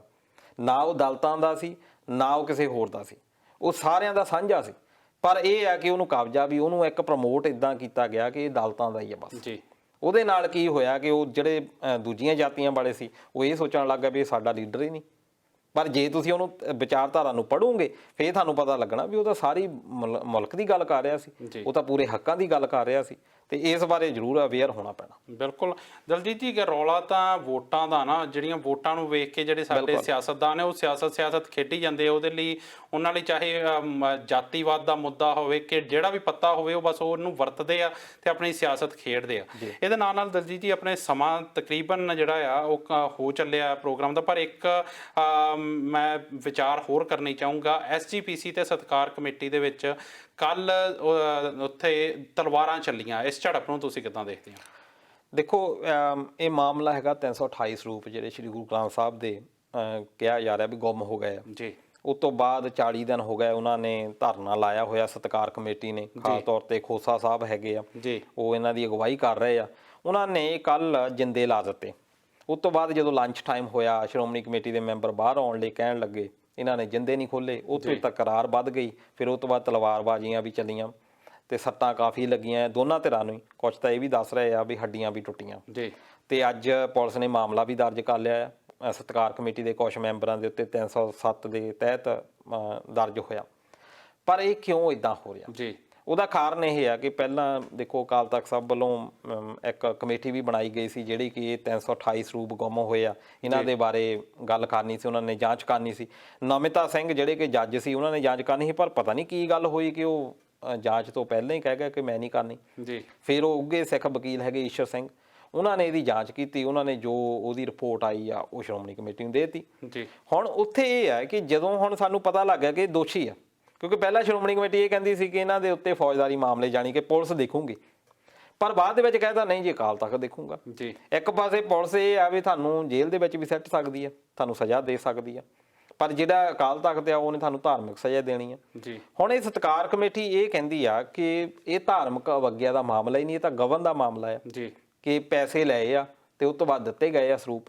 ਇਹ ਨਹੀਂ ਕਹੇਗਾ ਕਿ ਧਾਰਮਿਕ ਅਵੱਗਿਆ ਕੀਤੀ ਗਈ, ਇਹ ਤਾਂ ਇਹ ਆ ਵੀ ਉਹਨਾਂ ਨੇ ਪੈਸੇ ਕਮਾਉਣ ਦੇ ਲਈ ਕੀਤਾ ਗਿਆ, ਇਸ ਕਰਕੇ ਫੌਜਦਾਰੀ ਮਾਮਲਾ ਹੋਣਾ ਚਾਹੀਦਾ। ਜੀ। ਪਰ ਅਕਾਲ ਤਖਤ ਦੇ ਜਾਂ ਸ਼੍ਰੋਮਣੀ ਕਮੇਟੀ ਇਹ ਕਹਿ ਰਹੀ ਆ ਵੀ ਨਹੀਂ, ਵੀ ਇਹਨੂੰ ਧਾਰਮਿਕ ਤੌਰ ਦੇ ਉੱਤੇ ਚਲਾਉਣਾ ਚਾਹੀਦਾ। ਜੀ। ਇਹਦੇ ਉੱਤੇ ਮਤਭੇਦ ਆ, ਪਰ ਦੋਨੇ ਪਾਸਿਆਂ ਦੇ ਉੱਤੇ ਆਪਾਂ ਕਿਸੇ ਨੂੰ ਬਰੀ ਨਹੀਂ ਕਰਦੇ। ਜੀ ਅੱਗੇ ਵੀ ਕਾਰਵਾਈਆਂ ਹੁੰਦੀਆਂ ਰਹੀਆਂ ਆ, ਕਈ ਮਾਮਲਿਆਂ 'ਚ SGPC ਦੇ ਪੁਲਿਸ ਵੱਲੋਂ ਜਾਂ ਇਦਾਂ ਦੀ ਕਾਰਵਾਈਆਂ ਹੁੰਦੀਆਂ ਰਹੀਆਂ, ਫਿਰ ਹੁਣ ਇਹਨਾਂ ਚੀਜ਼ਾਂ ਤੋਂ ਭੱਜਿਆ ਕਿਉਂ ਜਾ ਰਿਹਾ? ਭੱਜਿਆ ਇਸ ਕਰਕੇ ਜਾ ਰਿਹਾ ਕਿ ਜਿਹੜੇ ਬੰਦੇ ਦੋਸ਼ੀ ਉਹਦੇ ਵਿੱਚ ਲਿਸਟ ਦੇ ਵਿੱਚ ਵੀ ਆਏ ਆ, ਜਦੋਂ ਉਹਨਾਂ ਤੋਂ ਪੁੱਛਿਆ ਮੀਡੀਆ ਨੇ, ਉਹਨਾਂ ਕਹਿੰਦੇ ਜੀ ਅਸੀਂ ਦੱਸ ਦੇਵਾਂਗੇ, ਸਾਨੂੰ ਚਿੱਠੀਆਂ ਆਉਂਦੀਆਂ ਸੀ ਵੀ ਫਲਾਣੇ ਬੰਦਿਆਂ ਨੂੰ ਸਰੂਪ ਦੇ ਦਿਓ, ਅਸੀਂ ਦੇ ਦਿੰਦੇ ਸੀ। ਉਹਦੇ ਵਿੱਚ ਹੁਣ ਕਿੱਧਰੋਂ ਚਿੱਠੀਆਂ ਆਉਂਦੀਆਂ ਸੀ, ਕਿੱਥੋਂ ਖੜਕਦੀਆਂ, ਉਹ ਬਾਹਰ ਆ ਜਾਣਾ, ਤਾਂ ਕਰਕੇ ਚੀਜ਼ਾਂ ਤੋਂ ਬਿਲਕੁਲ। ਉਹ ਜਿਹੜੀ ਕੇ ਨੇ ਚਿੱਠੀ ਭੇਜੀ ਆ, ਉਹ ਕਹਿ ਰਹੇ ਆ ਸਾਡੇ ਕੋਲ ਸਾਰਾ ਡਿਟੇਲ ਪਿਆ, ਸਾਡੇ ਕੋਲ ਚਿੱਠੀਆਂ ਪਈਆਂ। ਬਿਲਕੁਲ, ਕਿ ਸਾਡੇ ਕੋਲ ਤਾਂ ਚਿੱਠੀ ਆਉਂਦੀ ਸੀ ਜੀ, ਫਲਾਨਾ ਲੀਡਰ ਕਹਿ ਰਿਹਾ, ਫਲਾਨਾ ਜਥੇਦਾਰ ਕਹਿ ਰਿਹਾ ਕਿ ਤੁਸੀਂ ਆ ਫਲਾਣੇ ਬੰਦੇ ਨੂੰ ਦੇ ਦਿਓ, ਅਸੀਂ ਬਿਨਾਂ ਭੇਟਾ ਲਏ ਉਹ ਦੇ ਦਿੰਦੇ ਸੀ। ਤੇ ਹੁਣ ਜਦੋਂ ਫਿਰ ਉਹ ਪਤਾ ਲੱਗ ਗਿਆ ਵੀ ਉਹ ਫਲਾਣੇ ਥਾਂ ਨੂੰ ਹੋ ਸਕਦੀ ਤਾਰ, ਫਿਰ ਉਸ ਤੋਂ ਬਾਅਦ ਇਹ ਝੜ ਪਿਆ। ਪਰ ਇਹਦੇ ਨਾਲ ਇਹ ਆ ਕਿ ਸਾਡਾ ਇੱਕ ਤਰ੍ਹਾਂ ਦੇ ਨਾਲ ਜਿਹੜਾ ਵਿਸ਼ਵਾਸ ਕਰਨ ਵਾਲੇ ਲੋਕ ਨੇ, ਉਹਨਾਂ ਦੇ ਵਿੱਚ ਬਹੁਤ ਜ਼ਿਆਦਾ ਇੱਕ ਤਰ੍ਹਾਂ ਨਾਲ ਹਿਰਦੇ ਬੇਦਕ ਵੀ ਇਹਨੂੰ ਗੱਲ ਆਪਾਂ ਕਹਿ ਸਕਦੇ ਹਾਂ ਕਿ ਹਰਿਮੰਦਰ ਸਾਹਿਬ ਹੁਣ ਆਪਾਂ ਆਮ ਸੰਗਤ ਦੇ ਤੌਰ ਤੇ ਵੀ ਲੋਕ ਜਾਂਦੇ ਹੋਣਗੇ, ਜਦੋਂ ਉਹ ਦੇਖਦੇ ਹੋਣਗੇ, ਖਾਸ ਤੌਰ ਤੇ ਬਹੁਤ ਸਾਰੇ NRI ਲੋਕ ਜਾਂਦੇ ਨੇ, ਉਹ ਆਪਣੇ ਬੱਚਿਆਂ ਨੂੰ ਪਹਿਲੀ ਵਾਰ ਲੈ ਕੇ ਜਾਂਦੇ ਨੇ ਕਿ ਦੇਖੋ ਜੀ ਆਹ ਸਾਡੇ ਧਰਮ ਦਾ ਇਸ਼ਟ ਆ, ਇੱਥੋਂ ਸਾਡੀ ਸਟਾਰਟਿੰਗ ਹੁੰਦੀ ਆ। ਉਹ ਇਤਿਹਾਸ ਦੱਸਦੇ ਜਾਂਦੇ ਨੇ, ਉਧਰੋਂ ਅੱਗੇ ਤਲਵਾਰਾਂ ਚੱਲ ਪੈਂਦੀਆਂ। ਉਸ ਤੋਂ ਬਾਅਦ ਉਹ ਜਿਹੜੇ ਬੱਚੇ ਆ ਉਹ ਕੀ ਸੰਦੇਸ਼ ਲੈ ਕੇ ਜਾਣਗੇ? ਅਸੀਂ ਤਾਂ ਇੱਕ ਜਿਹੜੀ ਪੀੜ੍ਹੀ ਆ ਜਿਹੜੀ ਉਹਦੇ ਵਿੱਚ ਅਸੀਂ ਦੱਸਣਾ ਸੀ ਉਹਨਾਂ ਨੂੰ, ਉਹ ਕੀ ਸੰਦੇਸ਼ ਲੈ ਕੇ ਜਾਣਗੇ? ਖਾਸ ਤੌਰ ਤੇ ਜਦੋਂ ਹੁਣ ਆਪਣੇ ਕੋਲ ਮੀਡੀਆ ਆ, ਉਹ ਜਦੋਂ ਬੱਚੇ ਆ ਉਹ ਇਦਾਂ ਦੀਆਂ ਚੀਜ਼ਾਂ ਜਿਹੜੀਆਂ ਦੇਖਦੇ ਹੋਣਗੇ, ਖਾਸ ਤੌਰ ਤੇ ਮੀਡੀਆ ਦੇ ਵੱਲੋਂ ਵੀ ਇਹ ਚੀਜ਼ਾਂ ਜਦੋਂ ਉਛਾਲੀਆਂ ਜਾਂਦੀਆਂ, ਨੋ ਡਾਊਟ ਮੀਡੀਆ ਦੇ ਉੱਤੇ ਵੀ ਹਮਲਾ ਹੋਇਆ, ਮੀਡੀਆ ਨੂੰ ਦੱਸਣੀਆਂ ਵੀ ਚਾਹੀਦੀਆਂ, ਪਰ ਜਦੋਂ ਈਜ਼ੀਲੀ ਅਵੇਲੇਬਲ ਹੋ ਜਾਂਦੀਆਂ ਬੱਚਿਆਂ ਨੂੰ, ਫਿਰ ਕੁਐਸਚਨ ਕਰਦੇ ਆ, ਖਾਸ ਤੌਰ ਤੇ NRI ਜਿਹੜੇ ਬੱਚੇ ਹੈਗੇ ਆ ਕਿ ਦੇਖੋ ਆ ਤੁਸੀਂ ਕੀ ਕਰ ਰਹੇ ਆ। ਕਿਉਂਕਿ ਜਦ ਉਹ ਜਿਹੜੀ ਕੰਟੈਂਪਰੇਰੀ ਸਟੱਡੀ ਕਰ ਰਹੇ ਆ ਇੱਥੇ ਬਾਕੀ ਧਰਮਾਂ ਦੀ ਵੀ, ਹੋਰ ਤਾਂ ਕਿਤੇ ਮੈਂ ਸੁਣਦਾ ਨਹੀਂ ਆ ਕਿੱਦਾਂ ਹੋ ਗਈ ਗੱਲ। ਫਿਰ ਉੱਥੇ ਜਿਹੜੇ NRI ਜਿਹੜੇ ਪੇਰੈਂਟਸ ਆ, ਚਾਹੇ ਉੱਥੇ ਇੰਡੀਆ ਦੇ ਵੀ ਲਾ ਲਏ ਆਪਾਂ, ਇਕੱਲੇ ਇੱਥੇ ਦੇ ਨਹੀਂ, ਉਹ ਫਿਰ ਫਸੇ ਮਹਿਸੂਸ ਜ਼ਰੂਰ ਕਰਦੇ ਆ। ਜੀ ਬਿਲਕੁਲ। ਦਲਜੀਤ ਜੀ, ਇਹਦੇ ਨਾਲ ਟਿੱਪਣੀਆਂ ਦੀ ਗੱਲ ਕਰਾਂ ਤਾਂ ਮੇਜਰ ਹੇਅਰ ਹੋਣੀ, ਜੱਸਾ ਸਿੰਘ ਹੋਣੀ, ਇਹ ਸਾਰੇ ਪ੍ਰੋਗਰਾਮ ਨੂੰ ਪਸੰਦ ਕਰ ਰਹੇ, ਸੋ ਤੁਹਾਡਾ ਵੀ ਬਹੁਤ ਬਹੁਤ ਧੰਨਵਾਦ। ਇਹਦੇ ਨਾਲ RK ਕੁਮਾਰ ਹੋਣਾ ਤੋਂ ਮੈਂ ਉਹਨਾਂ ਦੀ ਟਿੱਪਣੀ ਆਈ ਹੈ, ਪਰ RK ਕੁਮਾਰ ਜੀ ਹੁਣ ਸਾਡਾ ਪ੍ਰੋਗਰਾਮ ਦਾ ਵੇਲਾ ਮੁੱਕ ਗਿਆ। ਇਹ ਟਿੱਪਣੀ ਤੇ ਵਿਚਾਰ ਅਸੀਂ ਅਗਲੇ ਪ੍ਰੋਗਰਾਮ 'ਚ ਜ਼ਰੂਰ ਕਰਾਂਗੇ। ਸੋ ਦਲਜੀਤ ਜੀ, ਤੁਸੀਂ ਆਏ, ਇਹ ਜਾਣਕਾਰੀਆਂ ਸਾਡੇ ਨਾਲ ਸਾਂਝੀਆਂ ਕੀਤੀਆਂ, ਉਹਦੇ ਲਈ ਬਹੁਤ ਬਹੁਤ ਧੰਨਵਾਦ। ਥੈਂਕ ਯੂ ਦੋਸਤੋ, ਉਮੀਦ ਕਰਦੇ ਹਾਂ ਪ੍ਰੋਗਰਾਮ ਤੁਹਾਨੂੰ ਪਸੰਦ ਆਇਆ ਹੋਵੇਗਾ। ਜੇਕਰ ਸਾਡੀਆਂ ਗੱਲਾਂ ਚੰਗੀਆਂ ਲੱਗੀਆਂ, ਜੇ ਵਿਚਾਰ ਚਰਚਾ ਸਾਡੀ ਚੰਗੀ ਲੱਗੀ, ਤਾਂ ਆਪਣੇ ਦੋਸਤਾਂ ਨਾਲ ਇਸ ਨੂੰ ਸਾਂਝਾ ਜ਼ਰੂਰ ਕਰਿਓ, ਅੱਗੇ ਭੇਜਿਓ, ਸ਼ੇਅਰ ਕਰਿਓ, ਤਾਂ ਜੋ ਸਾਡੀ ਆਵਾਜ਼ ਹੋਰ ਵੀ ਅੱਗੇ ਜਾ ਸਕੇ। ਤਾਂ ਤੁਸੀਂ ਜੁੜਦੇ ਹੋ, ਆਪਣੀਆਂ ਟਿੱਪਣੀਆਂ ਕਰਦੇ ਹੋ, ਆਪਣੇ ਸਵਾਲ ਕਰਦੇ ਹੋ, ਉਹਦੇ ਲਈ ਬਹੁਤ ਬਹੁਤ ਧੰਨਵਾਦ। ਜੇਕਰ ਕੋਈ ਟਿੱਪਣੀ ਰਹਿ ਗਈ ਹੋਵੇ ਤਾਂ ਉਹਦੇ ਲਈ ਹੱਥ ਜੋੜ ਕੇ ਮਾਫੀ। ਇੱਦਾਂ ਹੀ ਜੁੜਿਆ ਕਰੋ ਇੰਡੋਜ਼ TV ਆਸਟ੍ਰੇਲੀਆ ਦੇ ਨਾਲ। ਹੁਣ ਦਿਓ ਇਜਾਜ਼ਤ, ਮਿਲਦੇ ਹਾਂ ਅਗਲੇ ਹਫਤੇ। ਤਦ ਤੱਕ ਲਈ ਪਿਆਰ ਭਰੀ ਸਤਿ ਸ਼੍ਰੀ ਅਕਾਲ। ਸਤਿ ਸ਼੍ਰੀ ਅਕਾਲ।